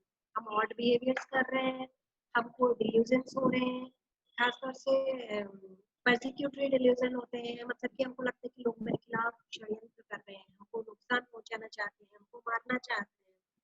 तो जैसे सुसाइड के पहले लोगों ने अपने से दूर करना लोगों को स्टार्ट कर दिया, दवाई नहीं ले रहे हैं, तो उसके पीछे ये भी कारण हो सकता है कि आप पैरानॉइड हो, आपको ऐसा लग रहा है कि ये लोग मेरे को जहर मिला करके दे रहे हैं, मारना चाहते हैं, या आवाजें भी आ रही हैं वो भी साथ में कर रही हैं। तो ये क्या लोग बातचीत करते हैं, हंसते हैं, कहीं दूर सब देख रहे हैं कि कोई हंस रहा है तो मेरे को ही देख के हंस रहा है, मेरे ही मजाक उड़ा रहे हैं सब, मेरे खिलाफ कुछ चल रहा है षड्यंत्र। तो इस तरह के विचार जो होते हैं वो एकदम कन्विक्शन के साथ आप बोलोगे कि नहीं ऐसा नहीं है, तो व्यक्ति आपसे बात करना बंद कर देगा। ये व्यक्ति समझ ही नहीं रहा, तो इंसाइट नहीं रहती है अपने सिम्टम्स में। तो इफेक्ट इनकी क्या होती है, यूजुअली या तो सस्पिशियस रहेंगे, डरे डरे से रहेंगे, फेयरफुल रहेंगे, या ब्लंटेड, धीरे धीरे इफेक्ट जो है चेहरे पे आना कम हो जाता है, अपने आप को बड़बड़ाते रहेंगे, कोई नहीं है तब भी लगेगा किसी से बात कर रहे हैं, उनको कोई दिखाई दे रहा है, कुछ नहीं दे रहा है, जैसे हम हैं सजीव, ये आवाजें आ रही हैं उनको बता रही हैं, सब चीजें बोल रही हैं, लेकिन हमको नहीं दिख रही है। तो जो लोग अपने आप में बड़बड़ाते रहते हैं इस तरह के होते हैं, या बहुत ज्यादा शक कर रहे हैं कि ये भी मेरा दुश्मन और ये पति का दूसरे से अफेयर चल रहा है, बार बार फोन चेक कर रहे हैं, ये कर रहे हैं, वो कर रहे हैं, तो वो सारे में ज्यादा चांसेस होते हैं कि स्किज़ोफ्रेनिया है। और स्किज़ोफ्रेनिया में बीमारी के कारण सुसाइड होता है। अब लोग सोचेंगे कि लंबे समय तक स्किज़ोफ्रेनिया रहेगा तो लोग सुसाइड करेंगे। स्किज़ोफ्रेनिया के जो है डायग्नोसिस का 1 मंथ होता है। 1 मंथ तक अगर ये सारे फैक्टर्स रहेंगे तो हम बोलेंगे कि ये व्यक्ति स्किज़ोफ्रेनिया हो रहा है। तो बहुत सारे फैक्टर्स होते हैं जिनसे हम बार-बार बोल रहे हैं, बहुत सारे लक्षण हैं जिनमें होता है कि इतने कम से कम होंगे तो उसको स्किज़ोफ्रेनिया है। आप स्किज़ोफ्रेनिक पेशेंट्स में से 10% लोग जो हैं वो कंप्लीट करते हैं सुसाइड को, मतलब वो सुसाइड करते हैं। जो ज़्यादा major single cause of premature death in schizophrenia क्या है? सुसाइड। ठीक है? तो सुसाइड के पेशेंट बीमारी से नहीं मरते हैं, वो मरते हैं स्किज़ोफ्रेनिया के पेशेंट सुसाइड करके मरते हैं। और वो खास तौर से ये जो हम बोल रहे हैं लक्षण हो रहे हैं 1 महीना तक, वो आईसीडी होता है, क्लासिफिकेटरी सिस्टम। और डीएसएम में जाएंगे हम तो 6 मंथ तक लक्षण होंगे, तब हम बोलेंगे कि इसको स्किज़ोफ्रेनिया हुआ है। ठीक है? तो ये 2 क्लासिफिकेटरी सिस्टम है जिसमें अलग-अलग ड्यूरेशन बोला गया है, सिम्पटम्स मोर और लेस सेम है। तो स्किज़ोफ्रेनिया के लोग क्यों करते हैं सुसाइड? ये जब उनके इनसाइट नहीं है उनमें, उनको पता नहीं है क्यों हम गाली गलौज कर रहे हैं, किसी को भी देख करके कपड़े नहीं पहन रहे हैं या कोई भी बिहेवियर कर रहे हैं, कुछ भी खा रहे हैं, क्योंकि हमको पता ही नहीं है कि हम क्या कर रहे हैं, क्यों कर रहे हैं। वो उनकी एक अपनी अलग दुनिया बन गई है, उसमें वो जी रहे हैं, उनके अपने लोग हैं, अपनी आवाजें हैं, अपना सब कुछ है। तो उनको ये आपके दुनिया के सोशल नॉर्म्स पता नहीं है, मतलब इनसाइट पूरी खत्म हो गई अपनी सिचुएशन से। बाकी जो बोल रहे थे उसमें थोड़ी इनसाइट अलग अलग लेवल की रहती है। तो जब रिकवर होने लग जाते हैं, एक्टिव फेज से हमारे डिल्यूजन हेलुसिनेशंस कम होने लग जाते हैं, सबसाइड होते हैं, तो व्यक्ति को पता चलता है कि अरे हमको क्या हो गया है। तो अब हम जो पहले थे वो नहीं रह गए, क्योंकि स्किज़ोफ्रेनिया इतनी सीवियर इलनेस है कि थोड़ा थोड़ा इम्पेयरमेंट कुछ ना कुछ रह जाता है। तो कोई एकदम बहुत हाई लेवल पर फंक्शनल था तो वो अब उतना नहीं कर सकता है काम। कई बार हुआ है कि जो आप ऑफिसर लेवल के थे अब आपको चपरासी बनना पड़ेगा, या इस तरह का भी सीवियर लंबे समय तक अगर रह गया।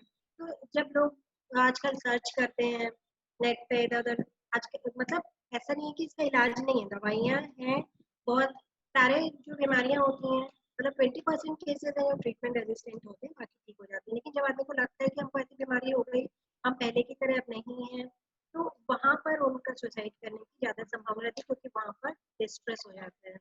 तो ऐसा पाया गया है कि हाई एजुकेशन जिनका प्री मॉर्बिड मतलब बीमारी के पहले हाई लेवल ऑफ एजुकेशन था, हाई अचीवमेंट था, सेल्फ एक्सपेक्टेशंस बहुत ज़्यादा थे, उनमें हाई रिस्क ऑफ सुसाइड होती है, क्योंकि उनमें साइकोलॉजिकल डिस्ट्रेस और हेल्पलेसनेस ज़्यादा होता है। इसलिए बोला जाता है कि जब आप डिस्चार्ज करते हैं पेशेंट को, खासतौर से जो हॉस्पिटलाइज पेशेंट है, वो जब डिस्चार्ज होते हैं तब वो जाके सुसाइड करते हैं, तो 3 महीने तक उनको ऑब्जर्वेशन में रखना चाहिए, क्योंकि वहाँ उस समय वो नया एडजस्टमेंट कर रहे हैं।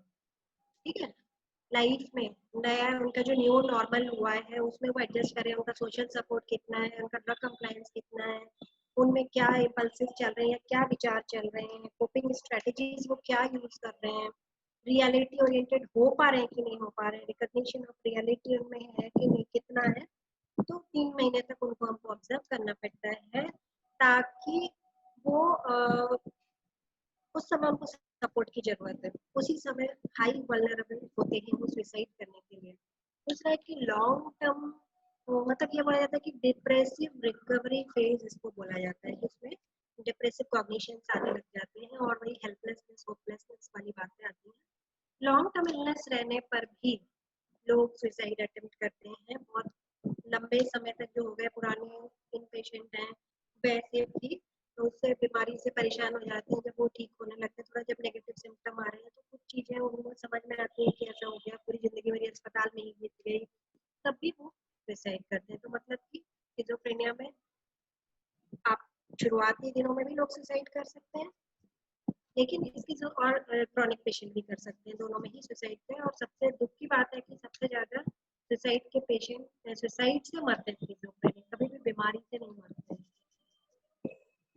तो उनको एडजस्ट जब तक वो नहीं कर पाते कि अपनी नई लाइफ में उनको सपोर्ट देने की, उनको देखने की बहुत जरूरत होती है। तो ये बीमारियां हैं। इसके अलावा होता है पर्सनैलिटी डिसऑर्डर। तो बीमारी जैसे फिजिकल बीमारी होती है ना, हम बिल्कुल नॉर्मल है, अभी हमने बोला कि कल तक हम नॉर्मल थे, आज हमको लक्षण चालू हो गए, इसको मतलब एक्यूट भी होता है, अब्रप्ट भी होता है, कुछ स्ट्रेसर हो जाता है तो अचानक से सिम्टम चालू हो जाते हैं, लेकिन वो ड्यूरेशन पे उतना हो जाएगा तब हम डायग्नोसिस करेंगे, ठीक है। लेकिन अगर इस तरह के लक्षण लोगों में मिल रहे हैं तो लेकिन डॉक्टर को कंसल्ट कर सकते हैं कि हाँ ऐसा ऐसा व्यक्ति व्यवहार कर रहा है, हो रहा है, तो उसको आप जितना अर्ली पहचान के करें तो वो आपको हेल्प मिल सकती है, तो बच सकते हैं और सीवियर होने से सुसाइड करने से भी। तो एक लंबे समय तक नॉर्मल रहने के बाद कभी भी बीमारी हो रही है, जैसे फिजिकल इलनेस हो रही है वैसे मेंटल इलनेस हो रही है, लेकिन जो पीडी होते हैं पर्सनालिटी डिसऑर्डर, पर्सनालिटी क्या है कि हमारे कुछ ट्रेट्स हैं, हमारे कुछ हर व्यक्ति के कुछ गुण होते हैं, वो किस लिए होते हैं कि वो हमको एडजस्ट करने में, अडेप्ट करने में लाइफ से मदद करते हैं। लेकिन जब वो सुनाई दे रहा है, हाँ हाँ मैम, क्लियर आ रहा है आवाज। हाँ मैम, आवाज आ रही है क्लियर। हेलो। ओके, यहाँ अनस्टेबल लेके नहीं, आवाज आ रही है मैम, आप आराम से रेस्ट ले लीजिए, आ रही है आवाज।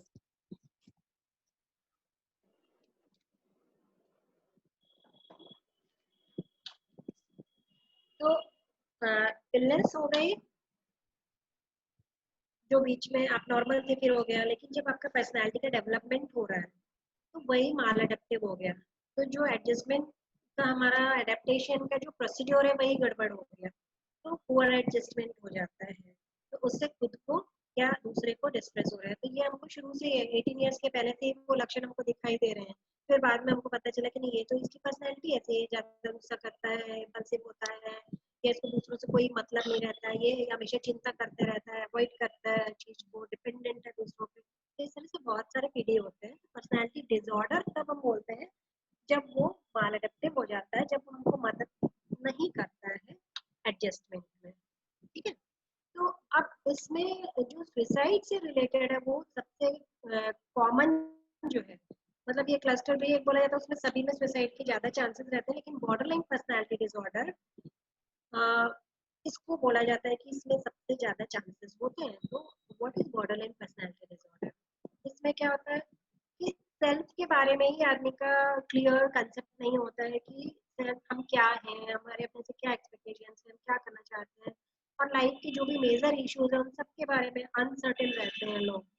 और रिलेशनशिप जो होती हैं, इंटेंस रिलेशनशिप बनाते हैं, तुरंत रिलेशनशिप बन जाएगी और फिर वो चल भी नहीं पाती, ठीक है, अनस्टेबल रहेगी और इंटेंस रिलेशनशिप होगी।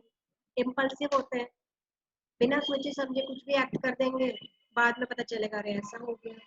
और रैपिड शिफ्ट होते हैं, इनके इमोशंस में बहुत जल्दी जल्दी बदलाव होते रहते हैं, बहुत ज्यादा एंगर आउटबर्स्ट होता है, जल्दी गुस्सा हो जाते हैं, जल्दी दुखी हो जाते हैं, फिर अभी रो रहे हैं अभी हंसने लगेंगे, मतलब कि सिचुएशन जो है उनके हिसाब से उन्हें बहुत जल्दी इमोशनल शिफ्ट होते हैं, और खासतौर से गुस्सा बहुत ज्यादा, एंगर आउटबर्स्ट ज्यादा होते हैं। और इनका जो एक बेसिक चीज मानी जाती है वो है chronic feeling of boredom, emptiness, कि हमको हमेशा बोर्डम लग रहा है, खालीपन लग रहा है, तो हम अकेले नहीं रह सकते, हमको कोई ना कोई चाहिए जो हमारे साथ में रहेगा।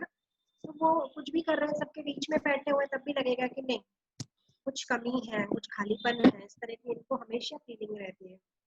और सबसे इम्पोर्टेंट जो सुसाइड से रिलेटेड है वो है self harm, deliberate self harm ये करते रहते हैं। आप देखोगे कि बहुत बार अपने रिस्ट को काटा हुआ है कुछ लोगों ने, बहुत सारे दाग रहते हैं, या बात बात में कुछ लड़ाई हुई तो अपना सुसाइड अटेम्प्ट कर दिया, घर वाले एकदम आएंगे लेकर के, जब क्यों आएंगे, उनको ये सारे बाकी लक्षण नहीं है, उनको ये है कि मेरा बच्चा कहीं मर नहीं जाए, मेरी पत्नी सुसाइड कर लेगी, हमको जेल जाना पड़ेगा, या बचा लें उसको किस तरह, लड़ाई तो होती है बस सुसाइड अटेम्प्ट कर लेते हैं।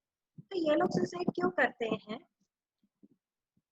एक तो इतना सीवियर लेवल का अटेम्प्ट नहीं करते हैं कि ये मर जाए, इसको पैरासुसाइड बोला जाता है, कि एक्चुअल में सुसाइड नहीं है, उनका मकसद सुसाइड करना नहीं है, ये एनवायरमेंट को कंट्रोल करना, हमको कोई रास्ता नहीं दिख रहा है, हस्बैंड वाइफ में लड़ाई हो रही है, मम्मी या बच्चे में लड़ाई हो रही है, जिसको भी बेटी है उसकी दूसरे से हो रही है, तो उसको लग रहा है कि अब ये सिचुएशन को कंट्रोल करने के लिए मेरे पास और कोई रास्ता नहीं है, इतना वो जब रेस में रहते हैं तो वो सुसाइड अटेम्प्ट करते हैं, तो उससे सब लोग शांत हो जाएंगे, दूसरे में गिल्ट फीलिंग भी आएगी कि अरे मेरे कारण इसने ऐसा किया, मेरी ही गलती है। तो बहुत सारी चीज़ें होती है, उसको सिंपैथी मिल जाती है और उनको अपने ऊपर कंट्रोल भी नहीं रहता क्योंकि वो इम्पल्सिव रहते हैं।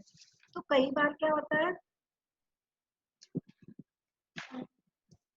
वो उनका जब ये सुसाइड, पैरा सुसाइड हम क्या बोलते हैं कि अपना सुसाइड करने का उनका मकसद नहीं था, करना तो उनको डराना था। अटेंशन सीकिंग बिहेवियर था।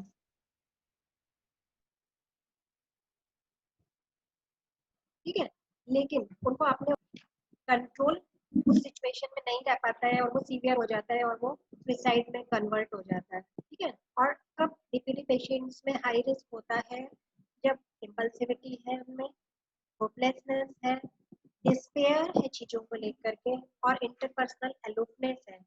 और उसके साथ में अगर उनमें कोमॉर्बिड मूड डिसऑर्डर भी हो गया, सब्सटेंस अब्यूज भी हो गया, ईटिंग डिसऑर्डर हो गया या पीटीएसडी हो गया, तो अब क्या होता है कि अभी एक पेशेंट आ रही है तो उसका क्या है कि बार बार उसका सेक्सुअल उसमें इन्वॉल्व हो जाती है, या बचपन से ही उसके साथ कभी कुछ हुआ है, कुछ घटनाएं घटी लोगों के साथ।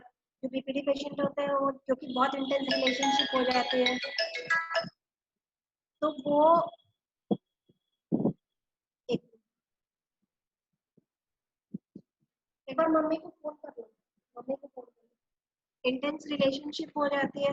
तो उसमें कई बार दूसरे लोग उनको फिजिकली मतलब वो इन्वॉल्व भी हो जाते हैं, तो फिर वो चीज को लेके गिल्ट होता है या परेशानी होती है, उसमें इम्पल्सिवली हो रहे हैं, या कई बार रेप हो गया या कुछ इस तरह की घटनाएं हो गई, तो वो पीटीएसडी में भी उनके फॉर्म में आ जाता है कि वो ट्रॉमेटिक इवेंट हो गए, उससे वो बाहर नहीं निकल पा रहे हैं। तो अगर इम्पल्सिविटी है, होपलेसनेस है, डिस्पेयर है, इंटरपर्सनल अलूफनेस है, क्योंकि रिलेशनशिप अनस्टेबल रहती है उनकी, और साथ में उनको साइकियाट्रिक मूड डिसऑर्डर या सब्सटेंस अब्यूज या पीटीएसडी वगैरह हो गया, तब उनमें रिस्क बहुत ज़्यादा बढ़ जाती है बीपीडी के लिए, सुसाइड के लिए। ठीक है, तो बीपीडी पेशेंट को मतलब क्योंकि ये पैरा सुसाइड करते रहते हैं, सेल्फ हार्म करते रहते हैं हमेशा, तो इनको डिफरेंशिएट करना भी मुश्किल हो जाता है कि कब वो सुसाइड है कब नहीं है। तो ज्यादातर इन लोगों का अनइंटेंशनल सुसाइड हो जाता है, मतलब इनका रहता नहीं है, या कभी कभी डिस्ट्रेस इतना ज्यादा होता है या इम्पल्सिविटी बहुत हाई हो जाती है, नशा किया हुआ है, इम्पल्सिव हो गया और हमने सुसाइड अटेम्प्ट किया पैरा और वो सुसाइड हो गया एक्चुअल। तो अगर डिस्ट्रेस ज्यादा है, डिस्पेयर ज्यादा है, होपलेसनेस हो गई, तो फिर ये कमिट भी करते हैं एक्चुअल में सुसाइड, पैरा सुसाइड करते करते। तो ये मेन कुछ डिसऑर्डर्स हैं जिनके बारे में हमने चर्चा की। सॉरी, अब मेंटल डिसऑर्डर्स में तो जैसे हमने बोला कि सभी तरह के मेंटल डिसऑर्डर्स जो हैं उनमें रिस्क बढ़ जाता है। तो क्या साइकोलॉजिकल फैक्टर्स हैं जो इन सारे डिसऑर्डर्स में होते हैं जिनके कारण व्यक्ति सुसाइड जैसा कदम उठाता है?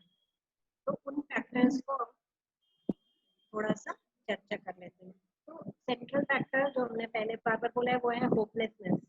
होपलेसनेस अगर होता है तो होपलेसनेस किसी भी बीमारी के साथ हो सकता है, डिप्रेशन के साथ हो सकता है, स्किज़ोफ्रेनिया में हो सकता है, एंजाइटी डिसऑर्डर में हो जाता है, ऐसा नहीं कि खाली डिप्रेशन में होता है। और इवन क्रॉनिक फिजिकल इलनेस से जो लोग सफर कर रहे हैं उनमें भी होपलेसनेस हो जाती है, तो वो सुसाइड करते हैं। तो जैसे यूथनेसिया है कि अपना मांग करना कि हमको डेथ की परमिशन दी जाए। ठीक है, तो कई जगह अभी वो एक्सेप्टेबल हो गया है, अपने आप ही हो गया। तो पहले क्राइम माना जाता था लेकिन उसको भी सुसाइड ही माना जाता था, है ना। लेकिन ये मतलब उसमें लेकिन माना जाता है कि आप मेंटल आपको कोई डिसऑर्डर नहीं होना चाहिए, उसके अलग होते हैं, बहुत सारे क्राइटेरिया होते हैं, लेकिन क्योंकि क्रॉनिक कितना ज्यादा डिस्ट्रेस होता है और उससे बाहर निकलने का कोई रास्ता नहीं होता है, आप ठीक नहीं हो सकते हो, तो वहाँ पर होपलेसनेस इतनी सीवियर होती है कि लोग सोचते हैं मर जाना ही अच्छा है। तो सुसाइड में होपलेसनेस बहुत ही सेंट्रल फैक्टर है। उसके बाद डिस्परेशन होता है। तो डिस्परेशन होता क्या है? डिस्परेशन में होपलेसनेस होता है अबाउट चेंज, चेंज नहीं हो सकता है हमको, साथ में क्या था सेंस कि लाइफ जो है वो इम्पॉसिबल है चेंज के बिना। जैसे कि हम कोई चीज से बाहर निकलना चाह रहे हैं कि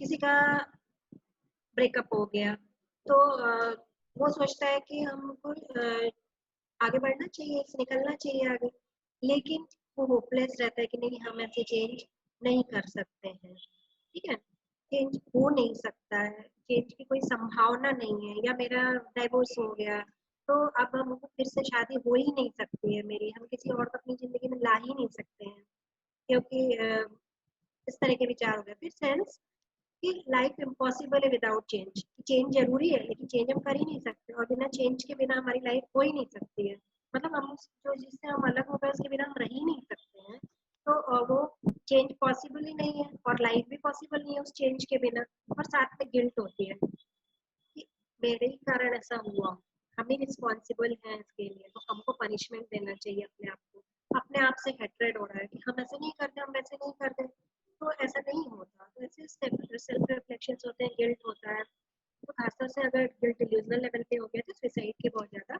संभावना रहती है, ठीक है।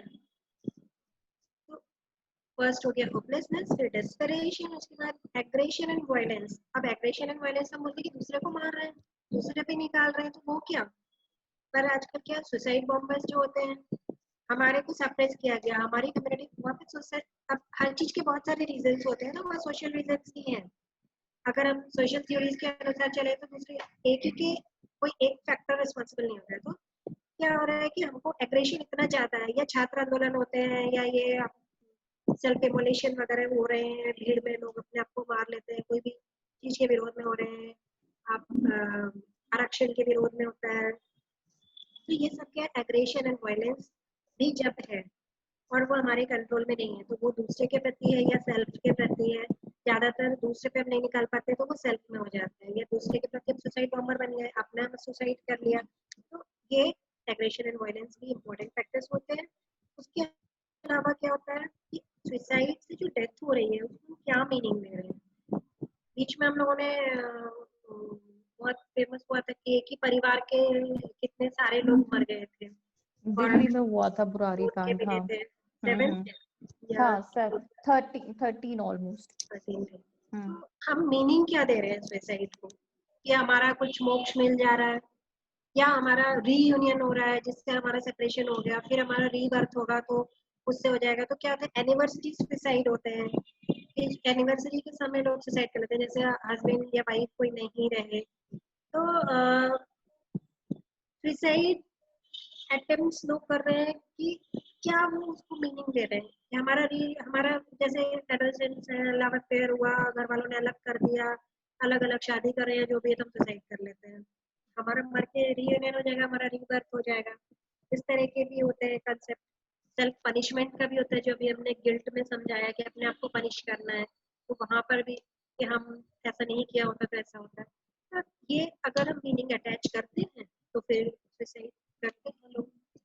देन शेम एंड ह्यूमिलिएशन, खासतौर से आप देखोगे कि लड़कियां पेपर में आते रहता है कि लड़के बहुत ज्यादा छेड़ रहे थे, या उसका रेप कर दिया गया, या लोग सुन नहीं रहे हैं, पूरे समाज के में परिवार की बदनामी हो रही है, या लोगों का अचानक से कुछ लॉस हो जाता है स्टेटस का या इनकम का, शेयर मार्केट में गिर गया सारा, अब हम क्या, मेरी तो इज्जत ही नहीं रह जाएगी, लोग क्या सोचेंगे, या इनकम मेरी पूरी खत्म हो गई, जैसे अभी इनके भी केस में, सुशांत के भी केस में ये बोला जा रहा था कि उसका अब कितना सच्चाई है पता नहीं, कि उसने अपना अकाउंट चेक किया था तो उसमें जितना वो डेली खर्चा करता था उससे कम था, तो हम एक लेवल मेंटेन कर रहे हैं, तो यहाँ पर सोशल ह्यूमिलिएशन जब हमको लग रहा है तो हम फेस सेविंग करते हैं, हम फेस ही नहीं कर सकते हैं, हमारी लड़की भाग गई है या दूसरे कास्ट के शादी कर लिया, हम उसको एक्सेप्ट नहीं कर पा रहे, तो समाज से जब हमको लगता है कि हमको ह्यूमिलिएशन मिलेगा, तो वहां पर शेम और ह्यूमिलिएशन जब होता है तो लोग सुसाइड कर लेते हैं। अब यहाँ पर क्या है,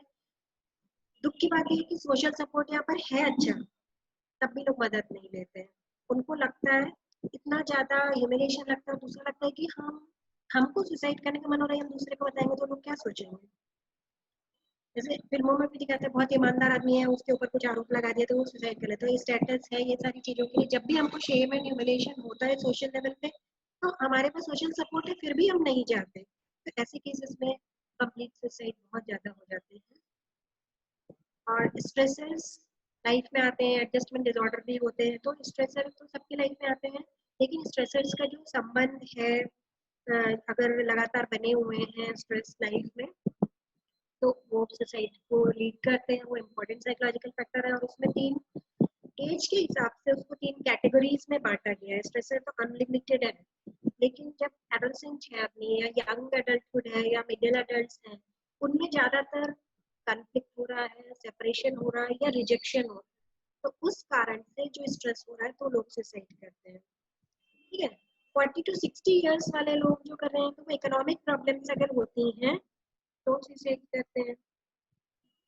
और मोर देन 60 इयर्स वाले जो हैं, जो उनको क्रॉनिक मेडिकल इलनेस होती है यूजुअली ज्यादा, अगर 80 प्लस में तो significant predictor of suicide medical illness ही है। तो वो अपना जैसे उम्र बढ़ रही है तो शरीर में बहुत तरह की तकलीफें होने लग जाती हैं और इतनी सारी बीमारियां हो रही हैं, कोई इलाज नहीं है, कोई सुनने वाला नहीं है, कुछ नहीं है और तकलीफ ऐसे करने इतना थक जाता है। तो ये एज के हिसाब से स्ट्रेसर को 3 कैटेगरीज में बांटा गया है। और another important factor is impulsiveness, जो कि हमने पहले भी डिस्कस किया है कई बार। ठीक है, तो ये सब मेन अंडरलाइन साइकोलॉजिकल फैक्टर्स होते हैं। बीमारी कोई भी हो, अगर इस तरह के फैक्टर्स उनमें आ जा रहे हैं, लक्षण आ रहे हैं, तो हमको सजग होना बहुत जरूरी है। और इतने सारे सुसाइड जो हो रहे हैं उनको हम लोग रोक सकते हैं अगर हम जागरूक रहेंगे। और जरूरी नहीं है क्या, जब आदमी को इम्पल्सिव हो रहा है, जिस समय व्यक्ति कोई बोलता है, चाहे वो रात के 2 भी बजे हो, वो आपको कांटेक्ट करता है। कई बार लोगों का ये भी होता है कि हम मरने के पहले बहुत ज्यादा अपने आप को खुश दिखा रहे हैं, अपनी सारे जो इम्पोर्टेंट चीजें हैं दूसरे को दान कर दे दे रहे हैं, तुम ये रख लो, तुम वो रख लो।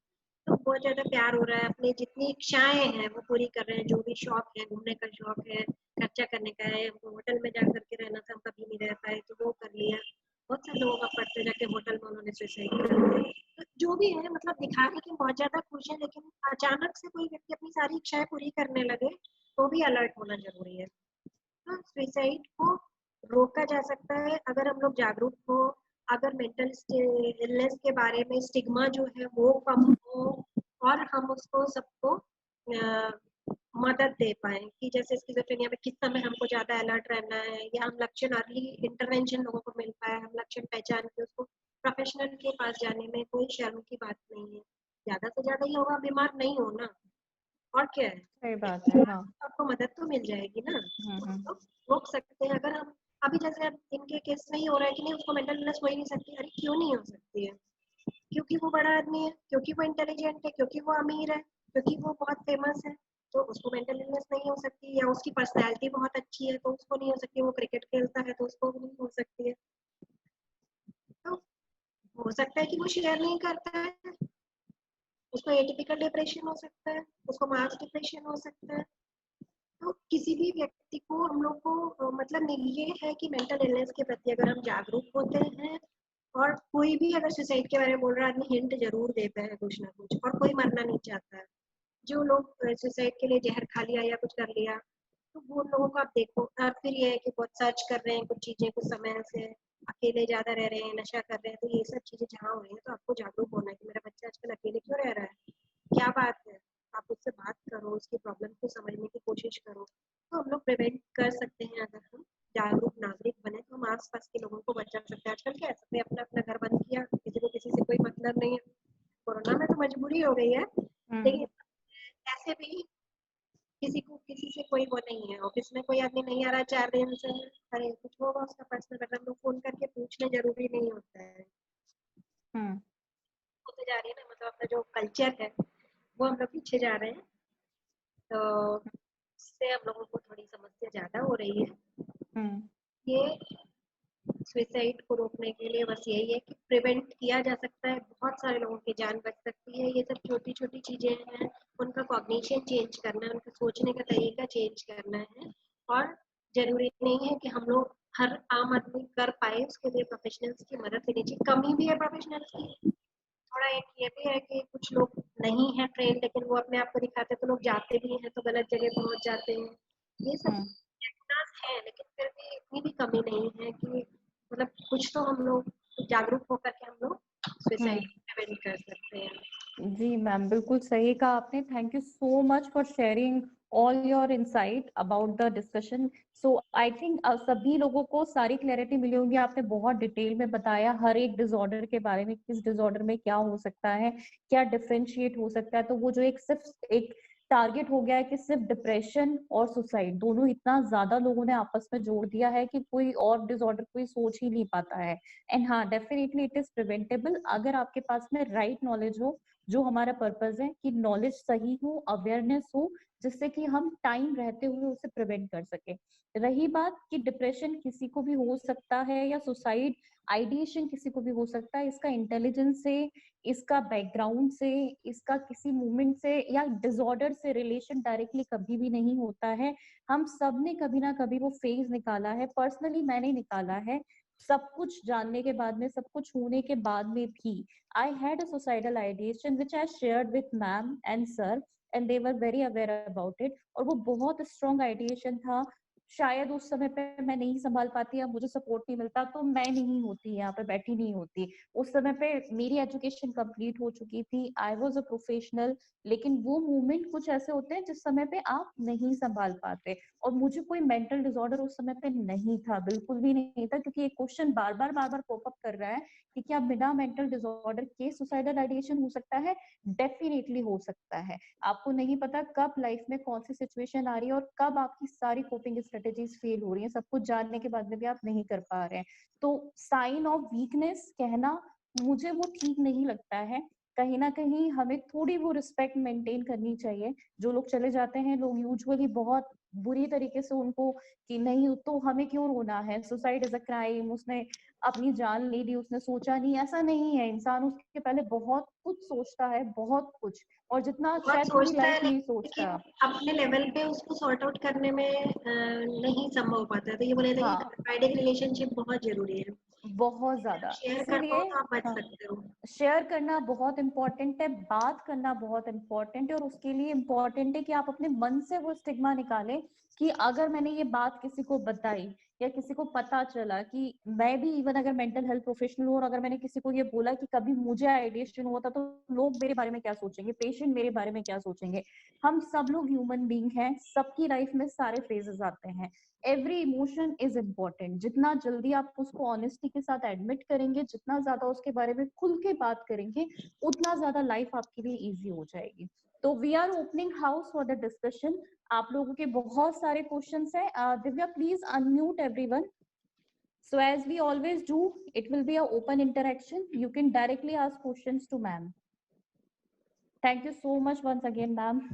आपकी बहुत ज्यादा टाइम एनर्जी हमने ली है, और आई थिंक अभी क्वेश्चंस भी बहुत सारे हैं। And one more thing, doctor GK Mujoo is here from Jammu. Thank you so much sir for joining us. हमें पता है वहाँ इंटरनेट का इशू बहुत ज्यादा है। हाँ सर, मैंने देखा जी।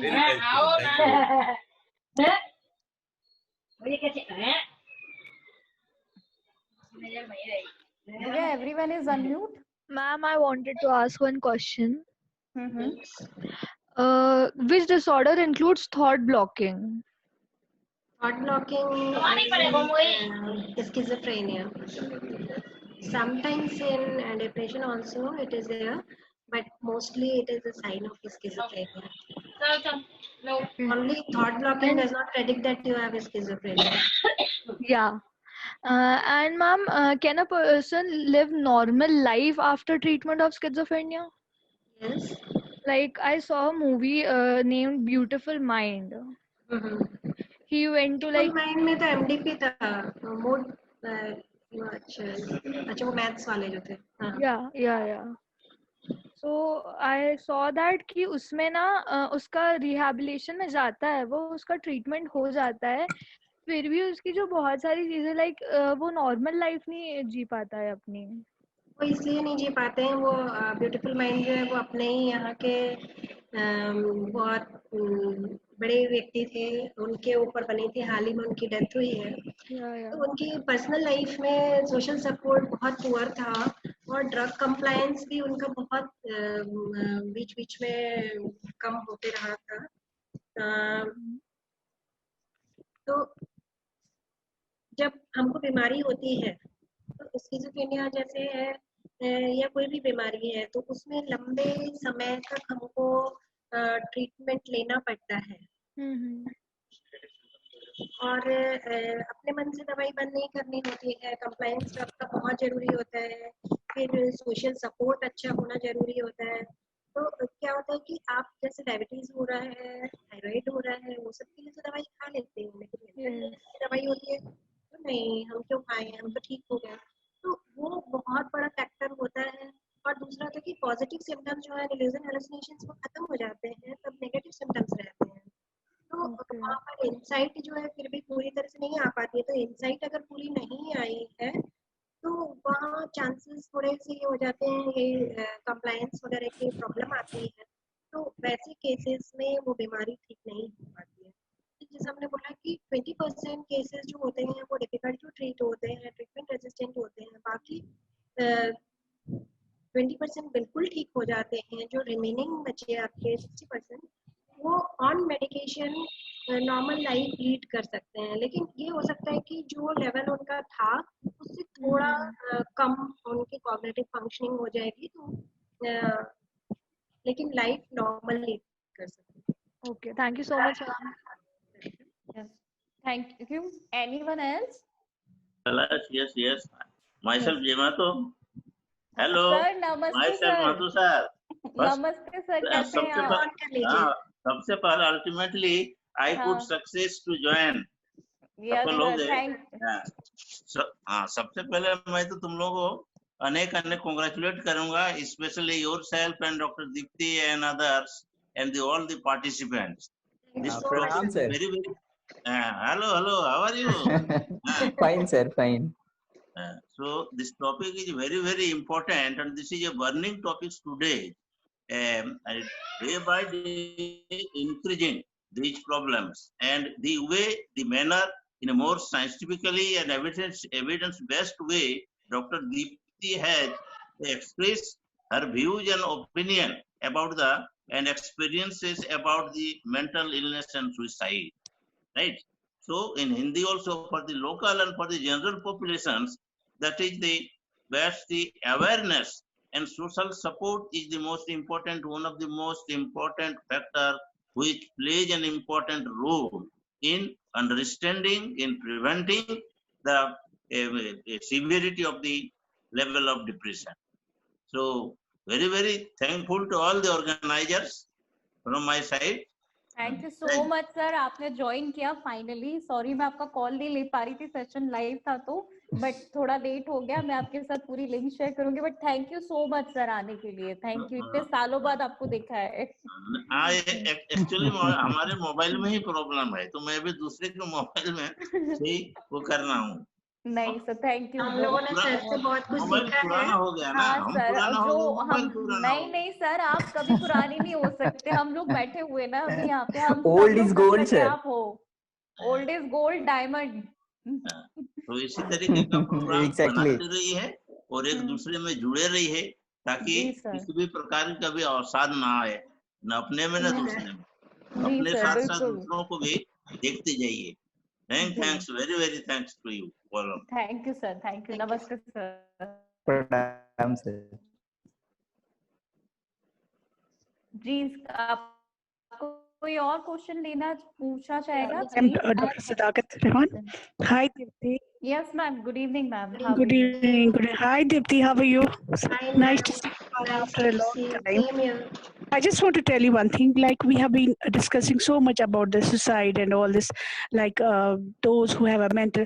Does it happen that a normal person also, they are planning for the suicides without any disease? Yes, ma'am. जैसे 90% तक केसेस में या कई जगह 94 तक बोला गया कि मेंटल इलनेस कुछ ना कुछ है, लेकिन बाकी जो है वो करते हैं। जैसे इम्पल्सिव सुसाइड हो रहा है, वो अचानक से कुछ ऐसा स्ट्रेसर आया और उसको फेस नहीं कर पाए और सुसाइड कर ली। खासतौर से ये जो सोशल ह्यूमिलिएशन वाला पॉइंट हमने बोला था, उसमें मेंटल वही मैं कहना चाहती हूँ। See, we have been always discussing about mental health and all this.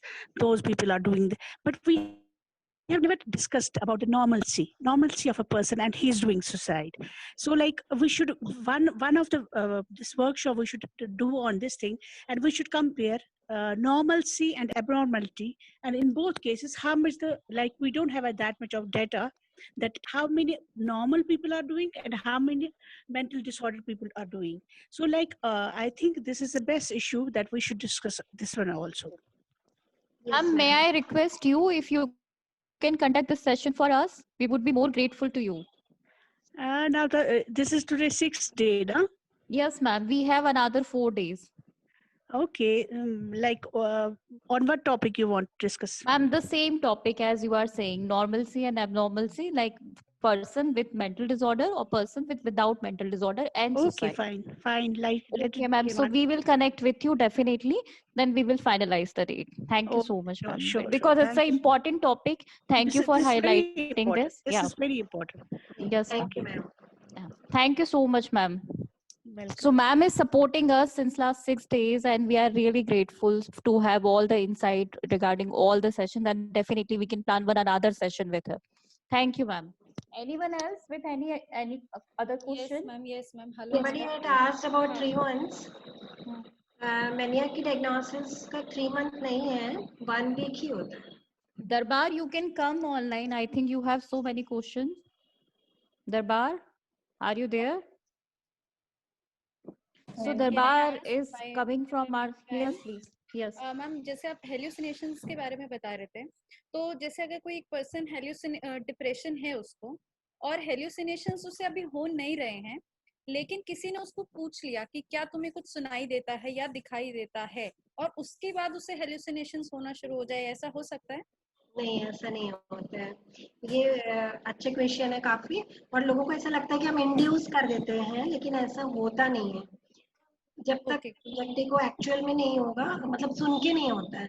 जैसे सुसाइड के बारे में भी ऐसा बोला जाता है कि अगर हम पूछेंगे कि तुम सुसाइडल तो नहीं है, तुम्हारा आइडिएशन तो नहीं है, तो व्यक्ति लेगा, सुसाइड करेगा, लेकिन ऐसा होता नहीं है. लेकिन सजेस्टिव हो सकते हैं, मतलब आपको इसलिए है कि कोई भी व्यक्ति नहीं आपका डिसाइड कर सकता है.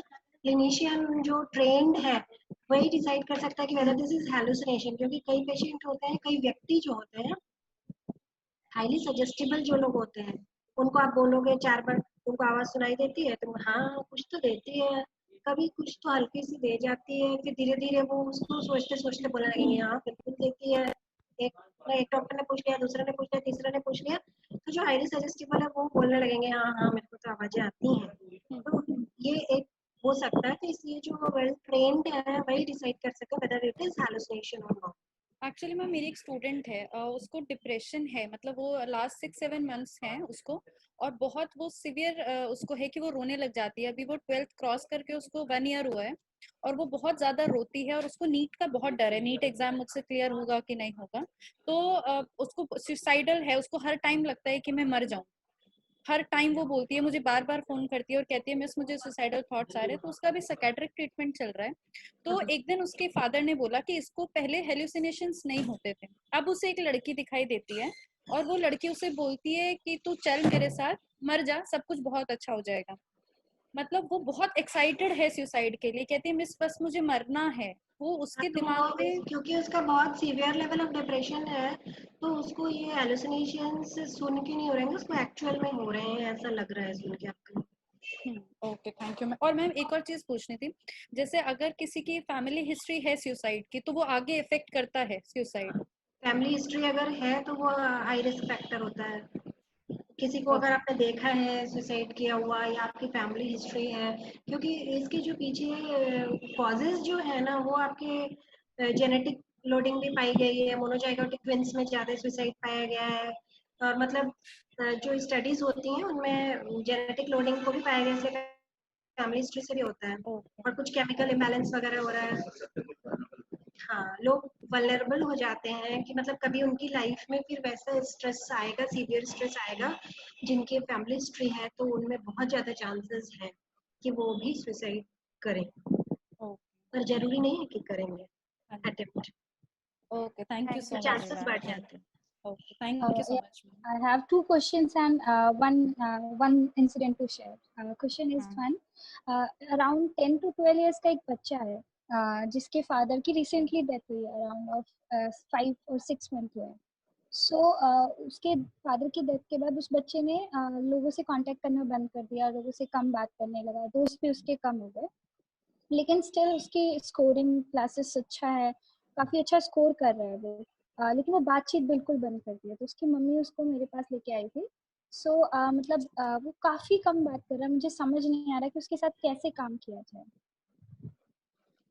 अभी क्या होता है कि 6 महीने तक हम लोग बेरीजमेंट का पीरियड बोलते हैं कि उसमें बहुत सारे लोगों में क्या होता है कि उससे आपको डील करने के लिए बच्चों से वैसे भी डील करना कठिन होता है, उनके साथ रैपो एस्टेब्लिश करने में वक्त मिलता है। जितना ज़्यादा आप उसके साथ समय बिता सकती हैं उसके साथ बिताइए। उसको खिलौना जो भी है उसको वो सब चॉकलेट खिलौने वो सब आप अपने रूम में रखिए, और वो जो भी बोलता है जो भी करता है उसको ड्राइंग बनाने दीजिए। मतलब उसके साथ सपोर्टिव रहना है। जो ये बेरेजमेंट का पीरियड होता है इसमें हमको सपोर्टिव रहना होता है। और क्या होता है कि अगर वेंटिलेशन सही ढंग से नहीं हो पाया है, कि इसलिए होता है ना, जितने रिचुअल्स हम लोगों क्या होता है वो सब दिखाना पड़ता है कि हाँ ये हो रहा है ये हो रहा है। वो पापा के फोटोज जो है रेमिनिसेंस कहलाते हैं, तो उनको दिखा दिखा करके उनके बारे में उससे बात करनी है, उसको रोने के लिए वो प्रोवोक करना है ताकि उसके अंदर जो कुछ भी दबा हुआ है वो धीरे धीरे निकले। तो बेसिकली उसकी सपोर्टिव रहना, उसको साथ में रहना है, उसका वो बात करे चाहे नहीं करे, उसको कुछ ड्राइंग करने के लिए देना है, वो साथ में देना है, उसके साथ टाइम स्पेंड करना है। धीरे धीरे वो ओपन अप होगा। और उसके साथ सपोर्टिव होना फैमिली मेंबर्स को और सब, मतलब उसके साथ रहना, वो जो बोलना चाहता है करना, उसको कुछ भी ड्राइंग पेंटिंग के लिए और खेल के लिए मतलब टाइम टेबल बना दिया, पढ़ाई कर रहा है लेकिन ये भी करो ये भी करना है। और धीरे धीरे उसको समझाना है कि ऐसे लोग चले जाते हैं लेकिन अपन रह सकते हैं उनके बिना भी। तो मतलब बेसिकली सपोर्टिव रहना है उसके साथ। Okay ma'am. And second question is ma'am, lady मतलब उसकी शादी अराउंड 1 ईयर पहले हुई है, एंड मतलब उसका टेंडेंसी ऐसा रहता है कि उसके हस्बैंड बाहर जॉब करते हैं, तो वो जैसे टाइम पे नहीं आएंगे या फिर उसकी कोई बात नहीं मानेंगे, तो मतलब सेल्फ हार्म बहुत ज़्यादा करती है वो। कभी दीवार में सर मार लिया, लेकिन इतना इतना सीवियर लेवल का नहीं होता कि उसकी डेथ हो जाए। मतलब कभी छोटा मोटा कट कर लिया या फिर बोला कि मैं पूरा पत्ता टैबलेट का खा गई हूँ, लेकिन अगर रियल में जब उसके हस्बैंड आके देखते हैं तो वो पूरा नहीं खाती, हो सकता है 2 या 3 मैक्स खा ली हो। तो इतना नहीं कि डेथ हो जाए, लेकिन ये टेंडेंसी उसकी बहुत ज्यादा होती है। उससे लड़ाई झगड़ा हुआ हमने या कोई बताया चीज। था पैरासाइट के बारे में बताया था हमने। तो उसको पहले तो असेस करना है कि क्या उसको बीपीडी है यानी बॉर्डरलाइन पर्सनालिटी डिसऑर्डर है। उसमें इस तरह का मतलब शुरू से ही वो शादी के पहले भी इस तरह का करते रहे, उसको मायके वालों को भी बुला करके आपको उसको बचपन से हिस्ट्री लेनी पड़ेगी। और बेटर होगा कि कोई जिसको ज्यादा बीपीडी का नॉलेज हो उसके पास उसको भेजा जाए, क्योंकि ऐसे पेशेंट्स को टैकल करना बहुत कठिन होता है। वो कभी भी आपको मैनिपुलेट कर सकते हैं अगर आपको अच्छे से एक्सपीरियंस नहीं है तो। जहाँ तक लग रहा है कि उसका बीपीडी का ही केस है, क्योंकि बीपीडी वाले अपनी बातें मनवाने के लिए अपना वो करने के लिए करते हैं। साथ में कोई इनफिडिलिटी भी हो सकता है, पति पे वो शक भी कर सकती है उसको, मतलब उसका डिल्यूजन भी हो सकता है। तो वो किस तरह की उसकी पर्सनैलिटी रही है उसको यहाँ पर एसेस करना बहुत जरूरी है, और उस हिसाब से उसका ट्रीटमेंट प्लान होगा। Okay ma'am, third last question, मैं बहुत सारे क्वेश्चन लेके आती हूँ। एंड थर्ड इज, मैं यहाँ पे दौसा में रहती हूँ, it's near to Mehandipur Balaji, the places near to Mehandipur Balaji. तो यहाँ पे बहुत सारे ऐसे केसेस आपको नॉर्मल मिलेंगे कि फैमिली में है। जैसे वन ऑफ केस मेरे पास आया था, तो काफ़ी यंग एज का मेल था, ही इज अराउंड 26 और 27। सो वो आया एंड कंप्लेन उसकी ये थी कि मुझे मतलब ऐसा लगता है शरीर में मेरे कोई और आता है। मतलब पहले नहीं लगता था, कभी कभी ऐसा लगता है। फिर मैंने जब उसकी फैमिली हिस्ट्री थोड़ी ली, तो उसकी हिस्ट्री में उसके फादर को, उसके ताऊ जी को, चाचा को, सबके ऊपर ऐसा मतलब होता था। तो बोलता है उनको देखने के बाद मुझे ज्यादा लगता है कि मेरे ऊपर कोई हैवी हो रहा है, मेरे ऊपर कोई आ रहा है। उसको वो क्लियर नहीं है कि हाँ कि सच में कोई आ रहा है, बट उसको लगता है कि जब मैं उनको देख लेता हूँ तो मुझे लगता है कि हाँ मेरे साथ भी ऐसा ही है। सो ये मुझे मतलब कुछ समझ नहीं आया था कि इसमें क्या हो सकता है उसके साथ।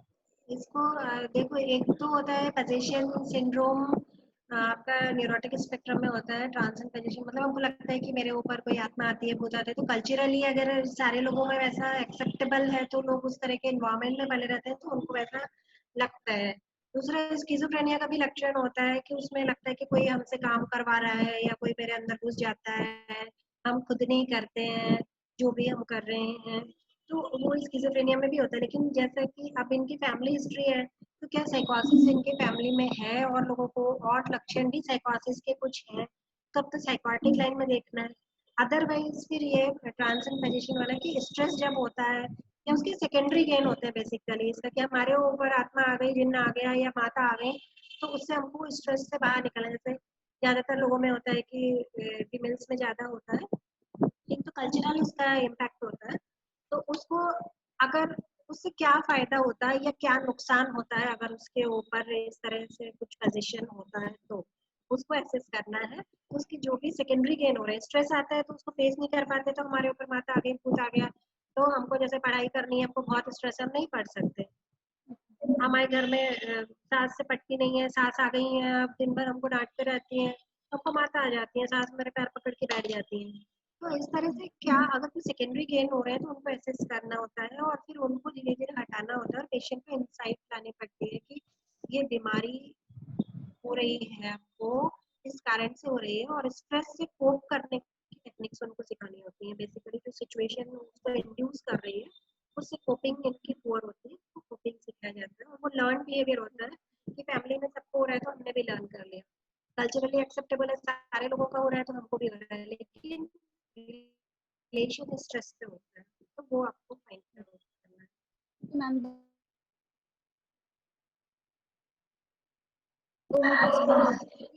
बिहेवियर भी हो सकता है साथ में। साइकोटिक स्पेक्ट्रम, तो पहले साइकोटिक स्पेक्ट्रम का आपको रूल आउट करना है, अगर नहीं है तब न्यूरोटिक का देखना है। Okay, thank you ma'am, thank you so much. Thank you so much, Vinita. I think we have covered all the questions. Is there any other question left? Divya? Yes, ma'am, there is one question. Hmm. Diksha is asking, is there any way by which people can reduce their guilt? Yes, अपना ma'am. Guilt कम करने के तरीके। Guilt किसको कम करना है? Ma'am self guilt कम करने के तरीके मैम। मतलब किसी को भी गिल्ट हो रहा है? हाँ।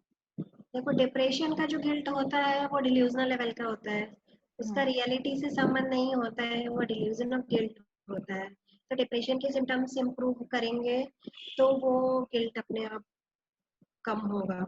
नॉर्मल व्यक्ति में गिल्ट हो रहा है अगर, तो वहां पर हमको ये देखना है कि गिल्ट क्या हो रहा है, क्यों हो रहा है, और उसकी इंटेंसिटी क्या है, कितना सच्चाई पर बेस्ड है। तो मतलब उसमें लिखना पड़ता है, लिखवाना पड़ेगा आपको कि क्यों क्यों आपको लगता है कि ऐसा है, आपकी गलती है, उसके सपोर्ट में क्या फैक्टर्स हैं, और फिर उसके अगेंस्ट में क्या फैक्टर्स है। ऑब्जेक्टिवली किसी ने आपको बोला है या उसको मतलब ऑब्जेक्टिफाई करवाना होता है, प्रॉब्लम सॉल्विंग की टेक्निक वहां पर यूज करनी पड़ेगी आपको कि मतलब गिल्ट है तो वो कितना रियलिटी ओरिएंटेड है, और अगर सच में कुछ गलती हुई है तो फिर उसको न्यूट्रलाइज कराना है कि गलती तो सबसे होती है, कौन ऐसा है जिससे गलती नहीं होती है। तो गलतियां कभी भी होती हैं, और गलतियां इसलिए होती हैं कि फिर हम उनसे कुछ सबक लें, उसी को हम सोचते रहेंगे तब तो हम वहीं पे डूबे रहेंगे और ज्यादा गलतियां करेंगे। और हमको उससे बाहर निकलेंगे, हम दूसरों को भी मदद करेंगे कि इस तरह की गलतियां ना करें। तो इस तरह से उनको मतलब अवेयरनेस लानी है और कॉग्निटिव बेसिकली चेंजेस लाने होते हैं कॉग्निशन, सोचने के तरीके में। उसको ऑब्जेक्टिफाई करा के उसको आप एक्सपेरिमेंट दे सकते हैं बिहेवियरल, कि आप जाओ उससे जिससे भी है प्रॉब्लम उससे पूछ करके आओ, या 5 लोगों से पूछो कि क्या आपका बिहेवियर इस तरह का है, आपको क्या लगता है। तो उससे हम ऑब्जेक्टिफाई कर सकते हैं जो हम सोच रहे हैं वो कितना सही है। और डिप्रेशन में है तो डिप्रेशन का ट्रीटमेंट होगा, उसका प्रॉपर सीपीटी होगा, उसके साथ Thank you, ma'am. Okay, thank you so much, ma'am. We covered all the questions. We are very grateful to you to joining us in this movie. मैं मतलब क्या नाम दूं मुझे नहीं पता, अवेयरनेस प्रोग्राम है, कुछ लोग मोमेंटम लेके चल रहे हैं, जैसे भी लेके चलना चाह रहे हैं, बट कहीं ना कहीं हम सबका पार्ट इसमें बहुत इंपॉर्टेंट था। And we are seriously thankful to each and every speaker to contribute in this series, क्योंकि जिससे हम डिफरेंट डिफरेंट पर्सपेक्टिव सबके सामने ला सके। Thank you every participant for joining us, and please join us tomorrow again for the evening session. We will update you in a while. Dr. Lalit Kumar from Lucknow University will join us as a guest speaker, and topic will be on like suicide among college students, because we covered all the like mental disorder, बच्चों में क्या issues हैं, family perspective क्या है, but college students who are high at risk. So now we are going to cover that topic. So please stay tuned and be updated. Thank you so much. Good night, everyone. Take care. Bye-bye. Bye. Thank you, Mansa Bye, ma'am. and Shweta and audience.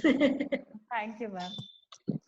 And thanks to Apala also to provide like आपको इतना time उसने Yes. हमारे लिए दिया उसको please a special thanks मेरी side से. Okay, ma'am. Bye bye. Take care.